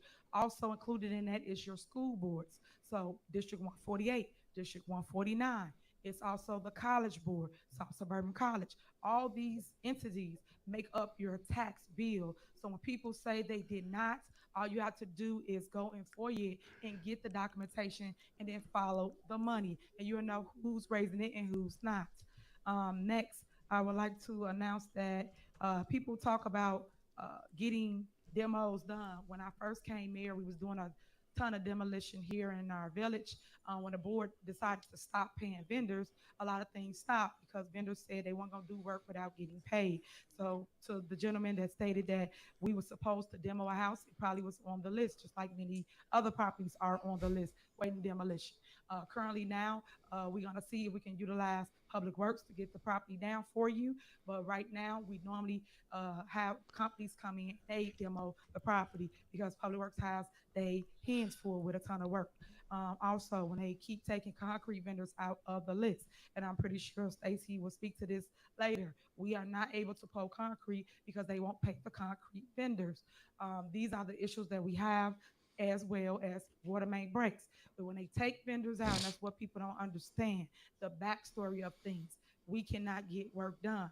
Before we could call a vendor, they'll come out and they'll wait to get paid at next board meeting. But because of all the controversy and the mess and the lies that they see on TV, when they come out the next month to get payment and they see the board removing them, they are afraid to come and do work in fear of not getting paid. So I just want to point that out and clear it up for those that don't understand what's going on. Something I want people to know, Thornton Township, it is free events out there, free everything. So if you need help with your water, your light, your gas, mortgage, rental assistance, even help burying a loved one.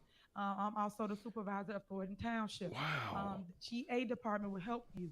It is free to residents that live in Thornton Township. They bury you for free? Services. We have after school care. We have all kinds of things. Where is this money coming from? All you have to do is sign up. It is also free. It's a first come, first serve. I spoke to the backyard barbecue already. We're gonna also have a JB skate off coming up. Stay tuned to that. We either text blast you, email blast you, or we also do forms like this. Our senior department, for those seniors that want to get out the house, have something to do, contact our senior department in transportation. We take you to the doctor, we pick you up if you want to go to the grocery store, to the mall, things of that nature. So again, these are free services, again, that I wish the media would advertise. They advertise all the negative, but never advertise things that truly can help you grow or help you in your situation or time of need. food pantry. If you need food, every Wednesday you can go to Harvey location, and that's where our What's food Jedediah talking pantry about? is, and pick up a free food box. We also give out fresh produce. You guys love when I give the fresh greens, beans, potato, you name it, in the box. So each month we will have like a special meal of the month, whether it's ground beef. If it's ground beef, you can make tacos, sloppy joe, burgers, meatloaf, things of that nature. Why is she Then we show you how to utilize the things in the box for those that don't know how to cook and just want a tutorial on what to do next. What is he doing? Also for the senior department, the trips and the plays, we have that as well. What is People love it Jedediah because doing? it's an interactive thing for people to get out the house He and is just wild. love on each other and have friends in other communities. Okay, last but not least, What is he doing? is my veto. Let's go. Okay, on the agenda, you see that it said mayor's veto. Okay. Related to the May 13, 2024 special board meeting, which I call their secret squirrel board meeting that the 4 trustees hold. First, I have never actually seen a copy of the Mayor Pro Tem ordinance, which deprives me of my right to review the ordinance and determine whether to sign said ordinance or issue All right, a veto. Quiet. Okay, guys, you have to listen. Without seeing the ordinance, the trustees are infringing on my powers of my office. I am hereby vetoing the Mayor Pro Tem ordinance. While the Mayor Pro Tem ordinance is voided of it's unconstitutional infringement of the powers of the office of mayor.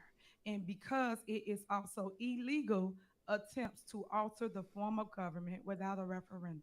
Therefore, their special board meeting, secret squirrel board meeting, is now vetoed once again. So I just want you guys to understand. But they can vote against it right now. People tend not to want to follow them. And I know people want to be mayor, people want to run things, but you wait your turn. You don't do it in this form or fashion. It's said that everybody always trying to strong arm me. When I don't do things that people want me to do, they do this whole smear campaign against me. I think we've been doing a great job here. Things have been getting done. As I stated before, lights been getting fixed, trees been getting trimmed. You've been getting sidewalks done, alleys done, resurfaces of street, and also community engagement. One thing I love about my police department is we are on the street. They are walking, and they are also, please, can I have order? Thank you. So they are on the street, and then they also are riding bikes as well. So when you see them out riding bikes, no, they car didn't get taken from them. They are riding bikes as another form of fashion to engage with residents, and it's been really, really dope. So I just want you guys to know where we are with community engagement, and they will speak to their community engagement meetings coming up. That's all I have for my report at this moment. Next, we have village administrator. Oh no, village clerk's report. Oh, I thought they were going to vote against that overrule. Can you hear me now? Thank Yes. you. I just have a couple of announcements I'd like to make.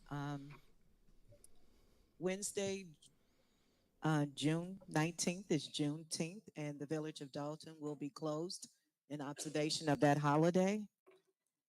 Also, this month begins the village board of trustees summer months, where there should only be one meeting, which we only have one now, but technically, according to the schedule, June, July, and August are the summer months for the board of trustees meetings, where normally we should have meetings on the first and third Monday of the month. I know the board has to have special meetings in order to complete that second meeting. But for the month of June and July, August, there will only be one board meeting for those months. And if you noticed, I didn't mention minutes because, of course, I didn't submit them because they're never placed on the agenda anyway. So what's the point in submitting them if I can't get them approved at these meetings? And that concludes my report. Thank you. Right, next, we have village administrator's report. Okay, go ahead. Good evening, Mayor. Revenues and state tax revenues have recognized $190,000 reduction compared to the prior year, with the largest decrease in personal property replacement tax with a reduction of $224,000. The village has also recognized a decrease in utility tax revenue consisting of tax distribution from Nicor Gas and Commonwealth Edison, a tax of $410,000. $76,000 of the decrease is due to not receiving April's Nicor deposit until May 2024. Overall tax revenue is down by $534,000 from the prior year due to delayed property tax in the previous fiscal year. After 2 years of delayed second installments from property taxes, Cook County is expecting the second installments of the 2023 tax levy collected in 2024 to be on time. And the village should start seeing property tax revenue again in August or September of 2024.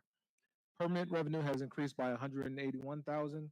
Red light revenue has increased by $237,000, and ticket collection has increased by $95,000.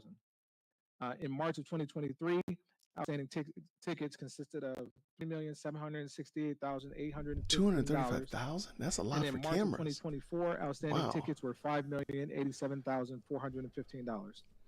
Grants increased by $433,000, and overall general fund revenue is $343,117.04 above the prior year due to the CDBG grant. Utility billing is $305,000 below the prior year, and that's consisting of $135,000 in residential billing and $151,000 decrease in commercial billing. There's also a $51,000 decrease in industrial billing. Thank you, Mayor. That'll end my report. All right, we have Ron Smith, the engineer. Man, that is crazy how much they pay. They had $200,000 in red light cameras. That's crazy. Good evening, Mayor, Madam Clerk, trustees, department heads, and residents from the village of Dalton.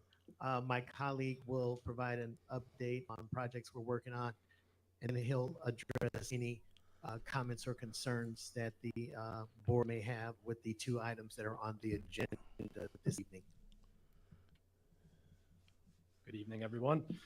I want to talk about the water projects that we're doing. There is a lead service line program that we're working on in town. The first part of that is an inventory where we want to find out who has lead water pipes or galvanized water pipes. We put out some surveys and we've had over 700 responses. So thank you very much for the promotion for the responses.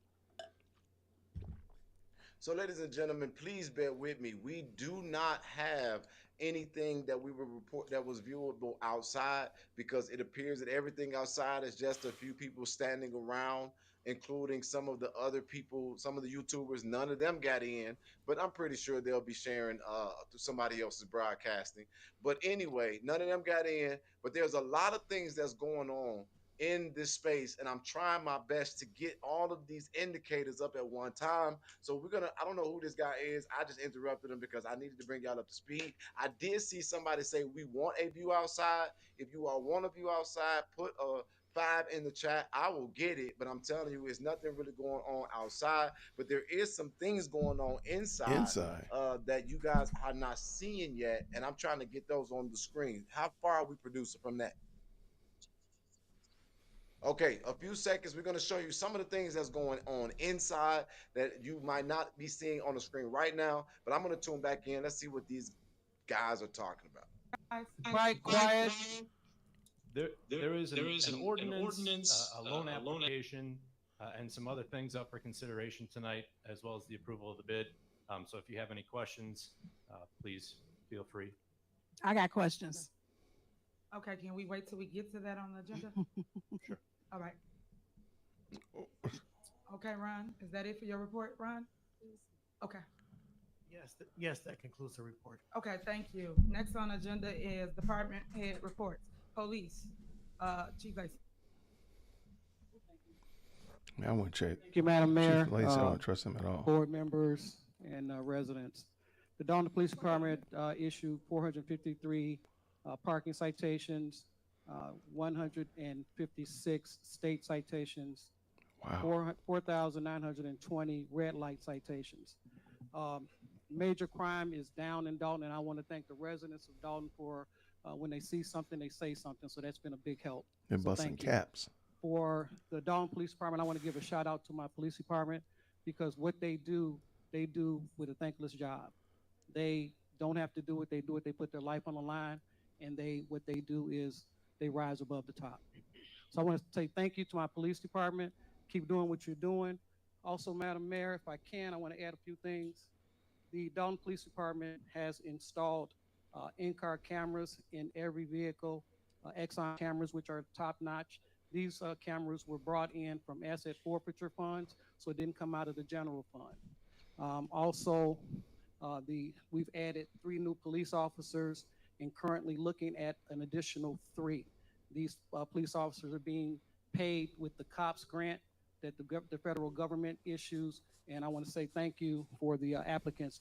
We are also hiring for police officers, so if you are a Dalton resident and you want to be a police officer, please go to the blue line, fill your application out, and we will call you in for an interview along with anybody else that's want to be a police officer. I want to say thank you. Also, I want to say thank you, Madam Mayor, for the Cop on Top. It was very successful. The Dalton residents actually participated, donated, and like was brought out earlier, we raised $2,900. And what that $2,900 does, it goes for Special Olympics. So when you see the Special Olympics come on this year, know that your Dalton Police Department participated in it and they raised funds for it. Last year, we actually helped another agency, but this year Dalton did it on their own. So they raised $2,900, which will go to Special Olympics. I want to say thank you for that. Also, I want to add that our units that are out there right now, which is our drone unit, our K9 unit, our traffic unit, and we now have a overweight truck unit, which is that officer right there, even though I was going to shout him out, but he is one that's going to be out there doing the overweight trucks, which will bring in revenue to the village. At this time, Madam Mayor, I believe what are that overweight is all trucks? I have on my report. Thank you. Next, we have Fire Chief McCain. She really trying to drag this out. I apologize. Thank you, Mayor. Good evening, everyone. Tonight, we're going to switch things up, and I'd like to discuss emergency medical services and, most importantly, the fire department and the firemen saving the lives of our residents. Captain Brim and Engineer Stratman, behind you residents at the podium. Ethan, who is our EMS coordinator, is going to give a report of the awards that the Dalton firefighters, EMTs, and paramedics received for lives saved in 2023 from Ingalls Hospital. Ingalls is our resource hospital. Captain Brim is here to receive the awards on behalf of the membership for the Dalton firefighters. Ethan, the floor is yours. Son. Good evening. Thank you for the opportunity to speak this evening and mostly for the privilege of being able to serve the community. Our department currently has 15 line staff, 11 paramedics, and 4 EMTs who respond with Bud's ambulance service, who we have a phenomenal relationship with. I'm going to present awards that we got all throughout the year 2023. January 7th of 2023, Dalton firefighters with Bud's ambulance service responded to an unresponsive cardiac arrest. CPR was performed and advanced cardiac care was given. The person subsequently survived. All right. March 7th, Dalton firefighters, along with Bud's ambulance service, responded to a 63-year-old male in a cardiac arrest. The patient was given CPR, defibrillation, and advanced cardiac life support. The patient was transported to the hospital and subsequently survived. They want this to last forever. March 12th, Dalton firefighters, along with Bud's ambulance service, were dispatched to the report of a cardiac arrest. CPR, defibrillation, and advanced cardiac life support was given. The patient was transported and subsequently survived. All right. May 15th, 2023, crews responded to an unconscious person in a cardiac arrest. CPR and advanced cardiac life support protocol was given. The patient was transported to the hospital and subsequently survived. Look at that shirt. May 24th, 2023, crews responded for the unconscious patient who was found to be not breathing. Personnel began CPR, advanced cardiac life support. The patient was transported and they subsequently survived. June 21st, 2023, Dalton firefighters along with Bud's ambulance service were dispatched to a cardiac arrest. CPR was started. Advanced cardiac life support was given. The patient was transported to the hospital and subsequently survived. May 19th, 2023, crews responded to a possible diabetic emergency. The patient went into a cardiac arrest. Crews performed CPR, advanced cardiac You're going to jail. The patient was transported to the hospital and they subsequently survived. All right. September 20th, crews responded to a person having a myocardial infarction, which is a heart attack. Right. The person was given advanced cardiac life support care. The person was transported to the hospital where they subsequently survived. October 28th. Wow. Dalton firefighters along with Bud's ambulance service responded to the report of a non-breathing patient. CPR and I need to put that shirt on my t-shirt. The patient was transported to the hospital and that patient subsequently Do I need survived. to get that t-shirt? Y'all gonna buy that shirt if I November make 28th, it? 2020. Dalton firefighters along with Bud's ambulance service responded to the report of an unresponsive, not breathing patient. CPR, defibrillation, and advanced cardiac life support was given. I've never heard them talk about Transported this to the stuff before, hospital and Shara. subsequently survived. I really think. February 18th, Dalton firefighters responded to the report of a 7. On arrival, the crew defibrillated the patient. The patient was transported to the hospital, and the patient subsequently survived. I mean, it's dope that Firefighters and paramedics. Ain't nobody got time for that. It's important to note that not only are our crews out there Oh, he sound providing like he's fire from suppression Chicago. activities, EMS is one of the many important tasks that we do on a daily basis. Our firefighters are cross-trained as EMTs and paramedics and work closely with Bud's ambulance. I'd like to thank not only the Dalton firefighters and the 12 lives they saved. You guys did an incredible job last year, at least being recognized for those 12. I'm sure there's plenty more too, but also like to thank the dispatchers and the ambulance crews at Bud's, because as a team we work together. And at the end of the day, there's nothing more precious than life and saving that life and saving our lives and property. So thank you guys. I appreciate it. Okay. Come on up. Thank you. Oh my gosh, come on now.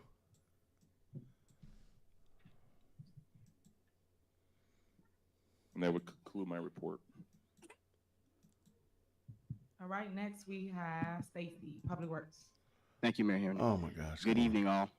I would like to start my report out with sending prayers to our foreman, Jovan, who was in a severe car accident about 2 days ago. So if you can keep Jovan and his family in your prayers, and may he have a speedy recovery. Productivity report for May 2024. The Public Works Department repaired 2 water shutoffs, 2 emergency shutoffs, 4 sewers have been repaired, 10 sewer lines cleaned, 20 locations for potholes have been filled, 4 alleys cleaned, 15 properties cleaned, 15 vacant properties cleaned, 3 stop signs installed, 56 vacant properties / lots have been cut, and 36 vacant lots have been cut. As a reminder, as of April 1st, Homewood will come and pick up your brown bags. If you feel that they missed your brown bags, please contact the Public Works Department at 708-201-3280, or you can call them directly. We also have a second shift, and if it's after 3:30, you can also call 708-201-3240, and we will assist you. As the mayor stated earlier, services have been hindered or hindered the services we render, being that vendors do not get paid or are not being paid in a timely fashion. Why do they keep lying about these reputation vendors getting as a paid? village is at stake when it comes to giving services to this community, because when you call for service, the first thing they say is, oh, Village of Dalton, no, we can't come over there, we might not get paid, or oh, we can't come over there, we don't want our business to be in the street, which is hindering the residents. This hasn't hurt anybody but the residents, and the services that we are here to give to you. People call every day. A lady called earlier and she said, hey, they was cutting trees on my street, and then they stopped before they got to my house. What happened to my tree? And I tell them the services have been reduced because of political reasons. And when politics are played, the residents will suffer. So, all right, stop, please, quiet. Some people don't want to hear it. That's fine. I'm the person that you call when that tree is on your car, on your house, on your roof. I'm just telling you how it go. Again, we will try our best to service people in a timely fashion. But as you can imagine, if anyone in here has ever had a job, could you imagine coming to work and dealing with this every day and trying to get people service at the same time? So let's just be real about it and understand what's happening and pay attention to what's happening in your community. You all have the power to change it in the upcoming election. Mayor, that concludes my report. Thank you so much. Next on the agenda is William Moore, Housing and Building Department. Okay, guys. All right, okay, stop, quiet. Otherwise, we are going to clear the room. Okay? You know One they more want word, to. we're going to clear the room, okay?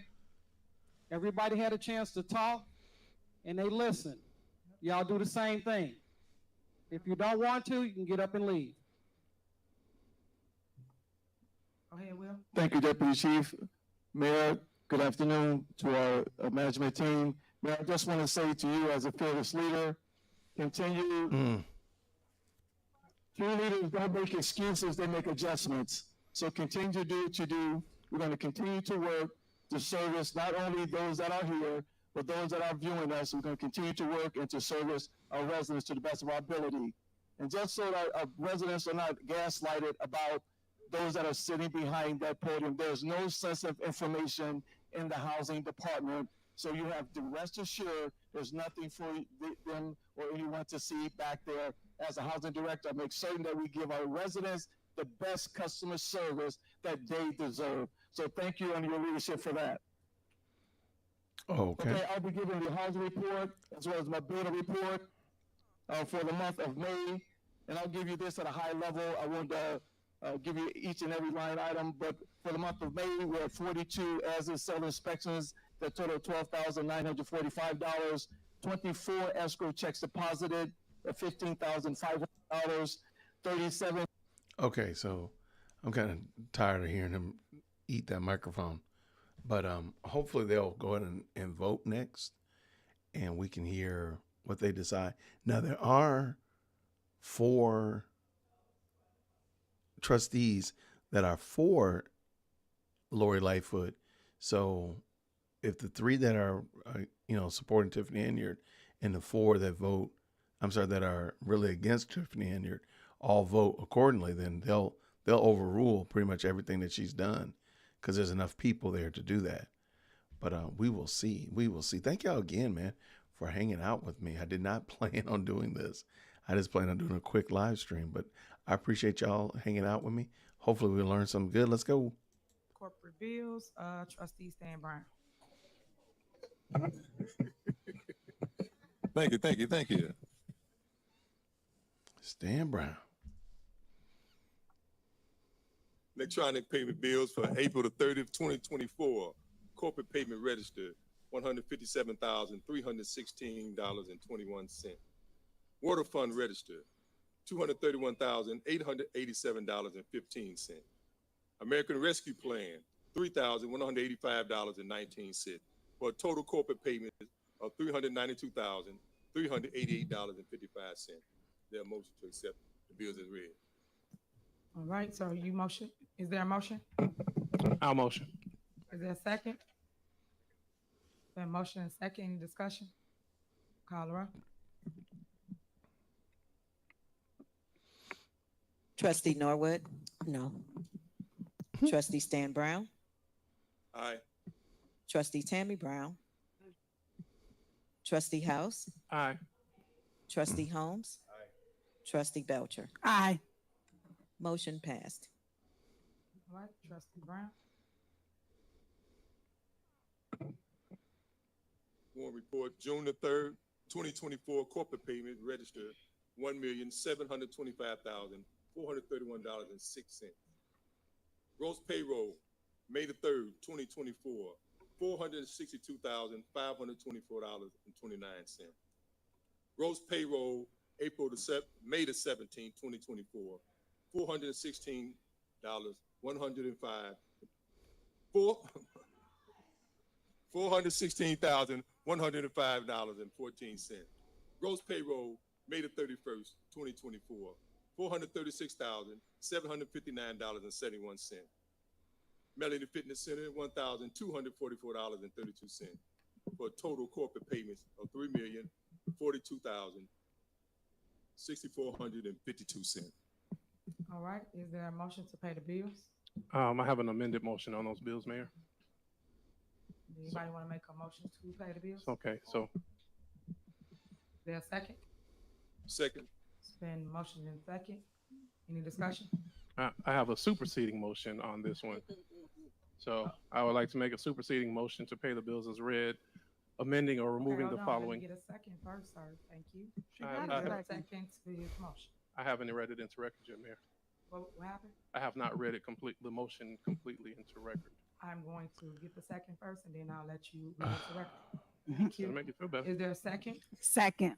Y'all already know what y'all gonna do, so, all right. It's motion and second. Now you can go ahead and read into record. To approve the bills as read, removing the following: page 4, Delgado Law Group, $109,500.07. Page 5, Enterprise FM Trust, $66,347.70. Page 5, Existing Concrete, $14,123.03. Negative concrete. Page 6, 5 Star, $122,325. Page 7, John's Pro Trees, $155,000 even. Page 7, KNM Ventures, $183,950. Page 8, Lopez Lawn Maintenance, $10,050. Page 8, Mosca Design, $65,700 even. Page 10, Raul and Sons, $181,950 even. Page 11, White Coat Pool Solutions, $34,788.58. That my motion is to approve the bills as read with the following removals. All right, any discussion? Yes. Go ahead.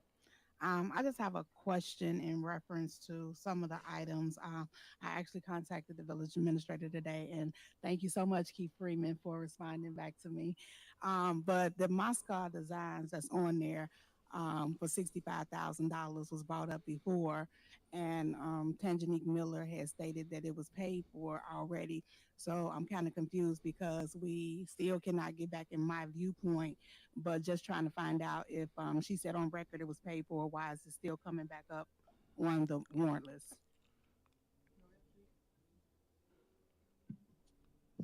I don't have that exact information for you right now, but I'll get it. If you send it to me in email, I'll respond to you. Okay. I just feel that we go through this every month, and with everything going on, it comes to the part where we get to finances, and the finance people not even here to never answer the questions. The village administrator did read off some numbers earlier, but it would be great if we had it in writing. We've been asking for financial records since September, and here it is that it's June, and we still don't have it. We go to court about it. We're even getting sued by a TV station because somebody says FOIA. Stick to the agenda.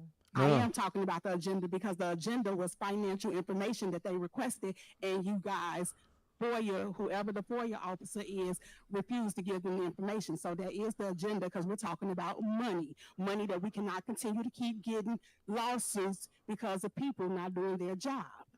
So it is directly in the discussion of what we're talking about. So as I was saying, I just find that that's very difficult that when we do ask questions, and I'm grateful for the response that was given today, but I'm strictly concerned about the $65,000 that Moscow Sounds wants, and the Tangenique Miller stated that it had been paid for in cash. I'm done. You heard me. All right, as always, She's say whatever they want to hear, but my question is the White Coat Pool. Why do you guys totally keep just taking ignore what she said. out the pool, which you guys know we want to fix so the kids can take swimming lessons, and then we can also use it as revenue stream for our village to rent out. Is it a reason why you guys keep taking out the pool? Yes, it's You got it, Trustee. no, my question is, can you provide that we have insurance over there for that pool? I'm asking, can you guys please fix the pool? You guys know the answers to all of this. Melly's been there forever, but it's just sitting there. We pay for it anyway. I'm asking, can we please fix the pool? Are you guys willing to put it back into the bills list so we can fix the pool, so we can utilize it this summer? Can you answer my question? Do you have insurance over there? We have insurance throughout the entire village. So No, that's not the question. No, it So my wasn't. Do we question- have okay, insurance I'm for just the asking, pool are at you willing Melanie's now, Filming are you Center? willing to put it back into the bill splits? Anybody willing to put it back in the bill Okay, splits? well, if I may be recognized, Mayor, I can respond. Sure, go ahead. Okay, so that bill was pulled out because it was not in the budget, and we have more than $2 million of bills that have been approved by the board that have not been released. So at this time, I'm not willing to adjust. Right. So you're saying it's not in the budget, and you don't want to fix the pool because it's not in the budget, just like y'all attorney's not in the budget, but y'all approve things. But okay, lawn care. What's up with the lawn care? People just stood up, complained about getting grass cut, because again, Why are y'all doing everybody's everything? pay vendors, people don't want to cut. And then when y'all get the invoices, you guys still don't pay the vendors as it relates to what they cut. Is it a reason why you guys don't want to pay for any lawn care service whatsoever? Can Janice or Tangenique tell us how many checks are sitting on the desk that haven't been issued out You guys already? always stray from the question. My question is about the lawn care. Are you guys willing to pay for All right, lawn quiet. care, or are we gonna just go back and forth over Q&A that everybody should ask before we get here? Because It ain't really That's a no good Q&A question. because you're not answering no questions. Out of order. Chief Freeman responded to you, so that's clearly he's answering questions. But okay, if y'all not gonna do nothing, let's move on. All right, call the roll. we in discussion. Mary Yeah, Kay, we're still in please. discussion. Yeah, we have Okay, discussion. you said you still got some? Yes, ma'am. What you got? Okay, there are two vendors, which kind of goes to the point. MBD Solutions, which is a concrete vendor that replaces concrete in the village of Dalton, has emailed multiple times. They were approved by the board more than 7 months ago and have yet to receive payment. Can somebody advise on the status of their payment? You just stated finance is not here, so why would we have that right here in front of us? See, this is what Another- I'm All right, saying. Okay, hold on. quiet. Order. All As right. you guys know, a mayor does not handle the finances, so stop. So if I'm telling you the answer, that's the answer. So if I don't handle finances, it has to go to the finance director or the finance department. And they know that. But we sit here and we grandstand every board meeting for you guys. Everybody know the steps. They know how all this goes. To make it like somebody doing something. Finance not here. And they could have got every single question answered before we got here and put on this show for you guys to point fingers, because guess what? It's election time. So here we go. But I'm done talking because I know y'all use me for clickbait. Whatever else you got, if we're not going to pass anything, we can just move I was forward looking for discussion. on the vote. I was like for discussion. Okay, so y'all gonna talk to each other? Well, go All ahead. right, one more time, I'm Wow. clearing the I'm room. just saying. So One more time, I'm there's clearing the no room. point of wasting my time going back and Okay. forth if we're not gonna amend or make changes or see the good in I'll certain wait for things. her to But- finish because I hate talking when Okay, people talk. go ahead, I'll say your wait. statements, and then let me know when y'all done talking to each other. Okay. Thank you. Thank you for giving me permission to speak. Thanks. I appreciate it. Let's first start with this mayor and her smoking mirrors. You know, I sit here and we come and we say, you know, I say to myself, I like her. I'm not going to cut up with her today. Okay. But then I sit here and I listen to lie after lie. And she tells you everything but the truth. Like my grandma say, you're lying, the truth ain't in you. Now we sit here and we talk about finances when one, we haven't even went over a budget, a yearly budget.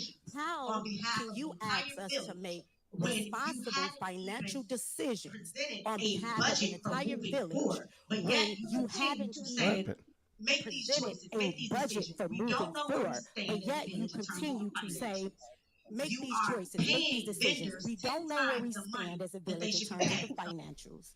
You are paying vendors 10 times the money that they should be paid. So let me explain this for you residents. Let me educate us. A Let me tree. educate you. We have a tree on the block. So we have residents calling about trees. And they have an issue with the tree. So we look on, well, when we were provided with access to my viewpoint, what we were noticing is we would have an invoice on there for $1,000 for a tree trim, okay? Then That's the crazy. very next month, we have another invoice for the exact same tree for $10,000 to cut it down. Sounds like double dipping to me. You Double sit dip. there and you say, well, we have nothing to hide. Well, if there's nothing to hide, provide us with the information. That's very simple. The budget is due at the end of June, yet it is June 3rd. And you all, this administration hasn't even provided us with the upcoming budget. We haven't even had a discussion. But what they'll do is next month, they'll run to us and say, hey guys, here's the budget for millions of dollars, and don't worry about spending time and going over it. We don't have time at the moment. We just need you to approve it. And then they get angry when we don't approve it. Our job as trustees are to make the best financial decisions for the village, not prioritize spending. You sit here and she asks the question, why aren't you all paying for a pool? How can we pay for a pool when you have how do you even ask a question like us paying for a pool when you have residents that have a pool inside their basement every time it floods? That sounds so inconsiderate in terms of spending. It's not right. We're sitting here and we're talking about prioritizing finances. That's all we're stating. Provide us with the information. That's it. So residents, please don't be fooled by the smoke and mirrors. If this administration will gladly provide us with the information so we can make the right decisions, we'll gladly come up here and prove it. Furthermore, we're supposed to have 2 meetings a month. We sit here, she decides that she don't want to show up to the second one, prevent us from getting access into the building, and then say, oh, by the way, you know what, guys, don't worry about discussing it. We're not going to have a cow meeting for the residents so they can come and ask questions. Don't worry about discussing it with them. We'll just pass it either way. And it's unfair to the residents. Residents ask this mayor, why don't you have the cow meeting so we can go back to having discussions so that we can discuss these things prior to us coming to the original board meeting where we make decisions. It's only fair. Thank you. Cook. Y'all let Brittany cook.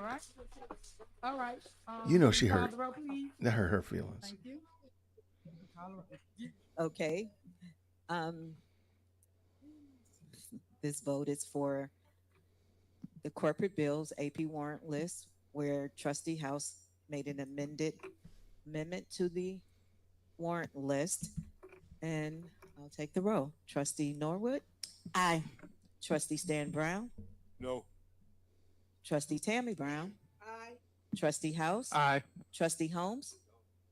Trustee Belcher? Aye. Motion go. passed. Oh, her face gonna be tight in a minute. She gonna be mad. All right, so next we have a motion to terminate contract of Oderson, Sturg, Murphy, Frazier, McGrath, LTD as legislative counsel. Now, as you know, I always put this on the agenda because I keep trying to stress to you guys what Oderson group is trying to do to our village. He is the mastermind behind the 4 trustees. He is a puppet master, and he keeps trying to go into our bank accounts and take funds from us after we say no. When we go in closed session or anywhere else, we make this the record. So the clerk should have this in the minutes. Even the insurance company told him he cannot take on more lawsuits as it relates to the village because he's suing the village, but he keep on wanting to be the counsel for the village, and he's not. Delgado Law Firm is the counsel for the village. Delgado So isn't. I keep pointing that out. Don't worry, I'm making a video for y'all. So I have a video ready for you guys, so you can follow. You can follow the dots. So stay tuned to that. Next on the agenda, is there a motion to approve a borrowing ordinance for 2.7 mil for IEPA loan forgiveness? Ron, where are you? Okay, Ron is there. Is there a motion? Is there a second? Second. Is there a motion second? Any discussion? Yes. Okay, so Ron and ahead. his counterpart is there. Go ahead. What's your question? Go ahead. Ron is here. So my just quick question, when Jonathan has spoke about the $2.3 million that you stated that just was approved today. So has an application already been approved for that? And are you saying that we will have to have another ordinance for those funds, or will it be combined? And the reason I'm asking that is because if we need 2 separate ordinances, or if it's something that has already been done and we're not waiting to the last minute like now to get it approved. That's a good question. No, it is. We submitted a what's called a project plan to the IEPA about 2 years ago that had 5 years worth of funding. It had the first year and had the second year that has 3 more. So based on that project plan, that's what got this second year approved. So it just got approved. It doesn't need to, this process with the ordinance doesn't need to happen until next June. So there's a new deadline of a year. So it would be a new application and a new ordinance. Okay, thank you. Any more questions? Yes, well, a question or a statement. I would like to ask that the ordinance have 3 amendments to it. One on the ordinance number is ordinance number 15-018. So I would ask that we update that with our current sequence of ordinances. Also, section 5 and section 7 call for the mayor's signature on the application document. I would like to request that 2 signatures be required on the application for check and balance and make sure that the board has an opportunity. So that second signature being the clerk of the village of Dalton. So I would ask in section 5 and section 7 that it reflect the mayor and the clerk jointly make the application. So I want to amend this with the changes, asking for the changes listed. Okay. Is there a second to the amendment? Second. All right. Any discussion? Colorado. Trustee Norwood. Aye. Trustee Stan Brown. Aye. Trustee Tammy Brown. Aye. Trustee House. Aye. Trustee Holmes. Trustee Belcher. Aye. Motion passed. All right. Next, is there a motion to approve a notice of intent for award for the full amount of Calumet City Plumbing's bid, which will be reduced by change order after approval of loan agreement? Is there a motion? Is there a second? Second. The motion is second. Any discussion? Colorado. Trustee Norwood. Aye. Trustee Stan Brown. Aye. Trustee Tammy Brown. Aye. Trustee House. Aye. Trustee Holmes. Trustee Belcher. Aye. Motion passed. All right. Next agenda is override of mayor veto issued on May 6, 2024. Okay, I'll make a motion that we approve overriding the mayoral veto issued on May 6, 2024. Second. Is that second? Second. Is there a motion and second? Any discussion? Yes, Mayor, if I may. Okay. After the completion of this vote, I would ask that Mayor Lightfoot, who's present today, get the opportunity to speak on this issue. Is it something you want to say? No, I would like Mayor Lightfoot to. We're not gonna grandstand today, so if it's something you want to say, we're done with our meeting. So, No, something you would like to say? we can add it in the discussion. Well, my discussion was stated, so I will request, and I don't think that the meeting will adjourn until that happens. So that we can prolong it as long as you would like, Mayor. Well, I guess we will prolong it then, because at the end of the day, you can make your statement. This is not a political grandstanding moment, which this is what you guys turned it into. So you got something you want to say? You wrote a statement. You got anything you like to say? Okay. You want to call the roll, clerk? Mhm.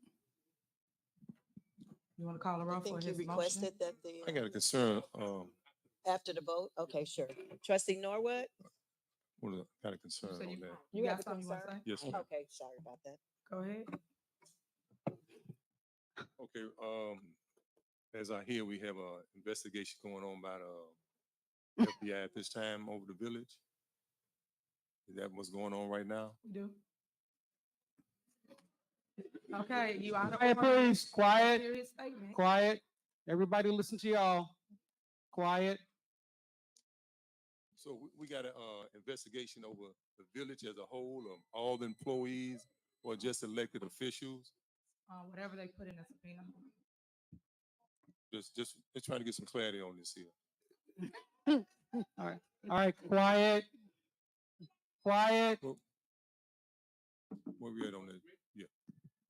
I would assume it's it's tied to the subpoenas. Or we just talking about this is investigation on the mayor or the village? Oh, they're saying what we're looking over at. The investigation. Last time, quiet. The investigation is on allegations of it was stated previously that there was an investigation done into what happened in Vegas, basically. So that investigation has not been shared with the board, and the board has made several inquiries. So that's one part of it. Also, the allegations or suspicion of commingling of funds or misuse of funds was another component of the request for this investigation. All right, last time, ma'am. You gotta go.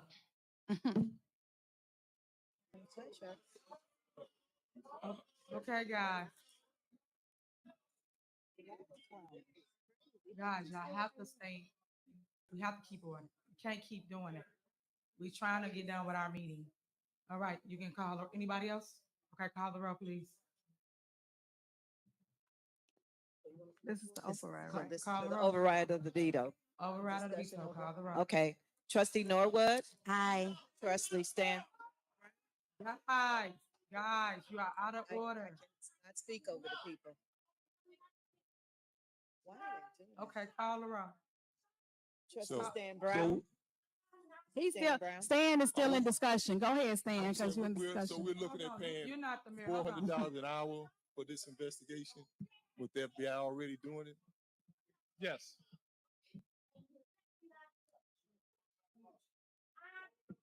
Okay, guys. Excuse me. Please. You gotta have order. You good? Okay. Go ahead, trustee. What you got? Stan? That's it. There? That's it. Okay. Call the roll, clerk. Trustee Norwood? Aye. Trustee Stan Brown? No. Trustee Tammy Brown? Aye. Trustee House? Aye. Trustee Holmes? Trustee Belcher? Aye. Motion passed to All override right. mayor's veto. Next on the agenda is motion to adjourn. Is there a motion? Is there a motion to adjourn? I have a motion to suspend the rules. Second. Aye. Do you have a motion to adjourn? No, motion to suspend the rules. Guys, we're done with the meeting. All the grandstanding can stop. It's over with. So that's it. Can I have a Okay, let's motion go. to adjourn? It has been motion. Is there a second? It wasn't a motion to adjourn, Mayor. Trustee. Trustee, did you? Trustee Holmes, did you adjourn the meeting? Okay, he adjourned. Is there a second? Is there a second to adjourn the meeting?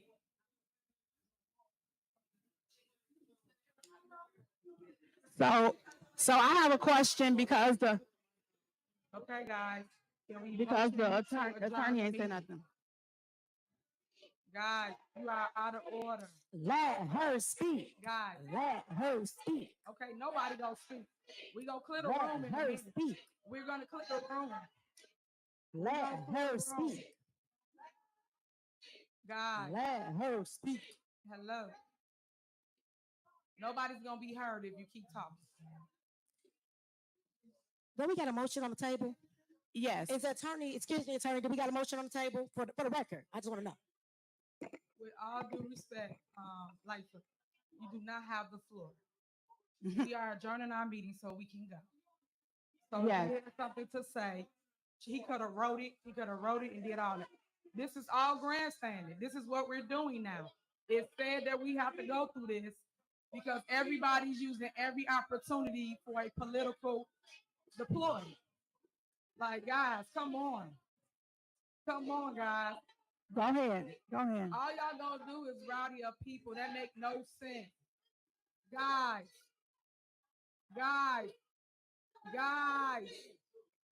Thank you. Y'all will be. What I will say is that it's an honor to be working on behalf of the residents of Dalton. There's no respect. We have right not here, and that's what I'm saying, rested because while you was this once a mayor procedural too. matter You is should in not limbo, even be and we're not going to disrespectful. allow anyone to stop us and obstruct our ability to get to the facts.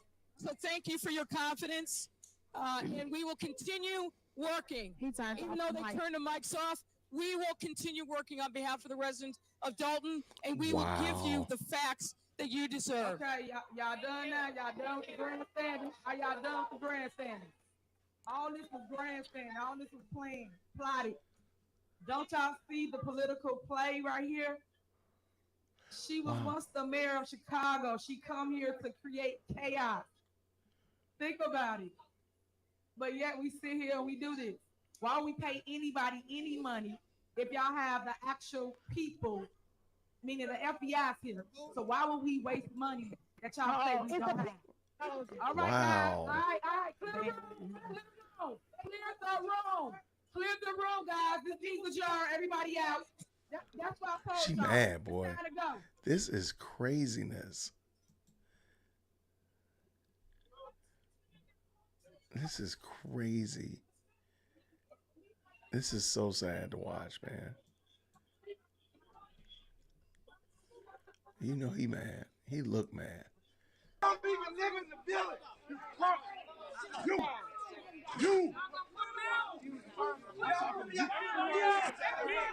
He said, meet me outside. Did he say catch me outside?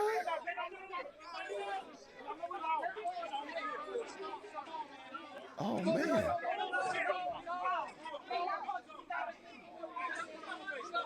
Oh, my gosh.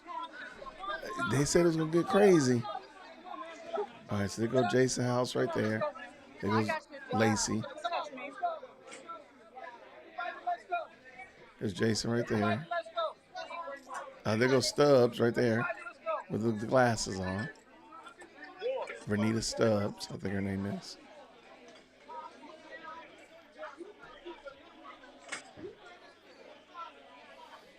I wonder if Lori Lightfoot's still there. This is craziness, y'all. Y'all, thank you so much. I'm glad y'all hung out with us. This looks... Wow. All right. Yeah, I have no idea what's going to happen with this, but I'll be looking forward to the update. I appreciate y'all so much. Let's just see what... Everybody got to go. Well, at least they kept it going until the end. I didn't think it was going to get that far. Where's Edward Steve? There he is right there. Okay. There's Edward Steve right there. Wow.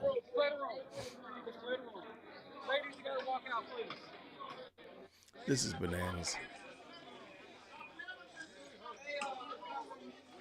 Yeah, this is wild. Maybe that is. Maybe you're right, Sylvia. Maybe that's what she wanted, so she could get out without anybody seeing her, because everybody's gonna be in chaos land. Okay, I can see that.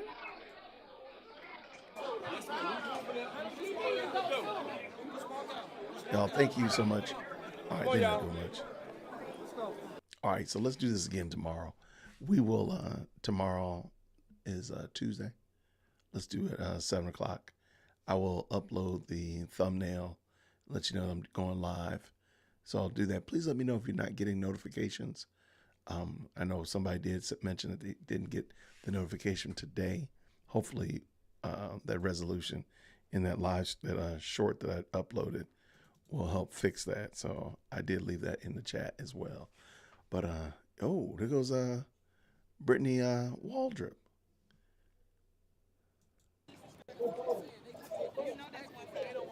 Regina Waldrop. Regina, not Brittany. Regina. Oh, I want to hear what he's saying. Oh, what Jason's saying. Yeah, I'll see what happens. What happened? It was Steve?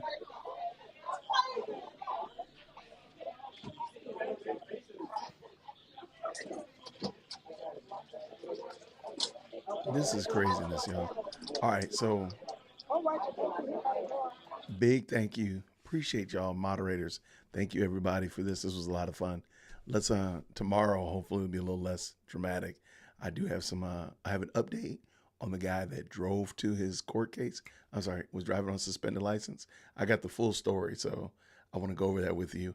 It's interesting. It's kind of sad still, but it's not as bad as we made it look like in the original short. But I did get a good chuckle out of it. So let me just tell the truth, okay? So we got that coming. Got a little bit about Fani and other things going on here in Georgia. So everybody, thank you so much. Let me see what Edward Steve is saying. He's not even saying anything. All right. But y'all, thank you so much. I'm going to go check on my peeps and make sure they're doing okay. So until next time, everybody, grace and peace. Take care.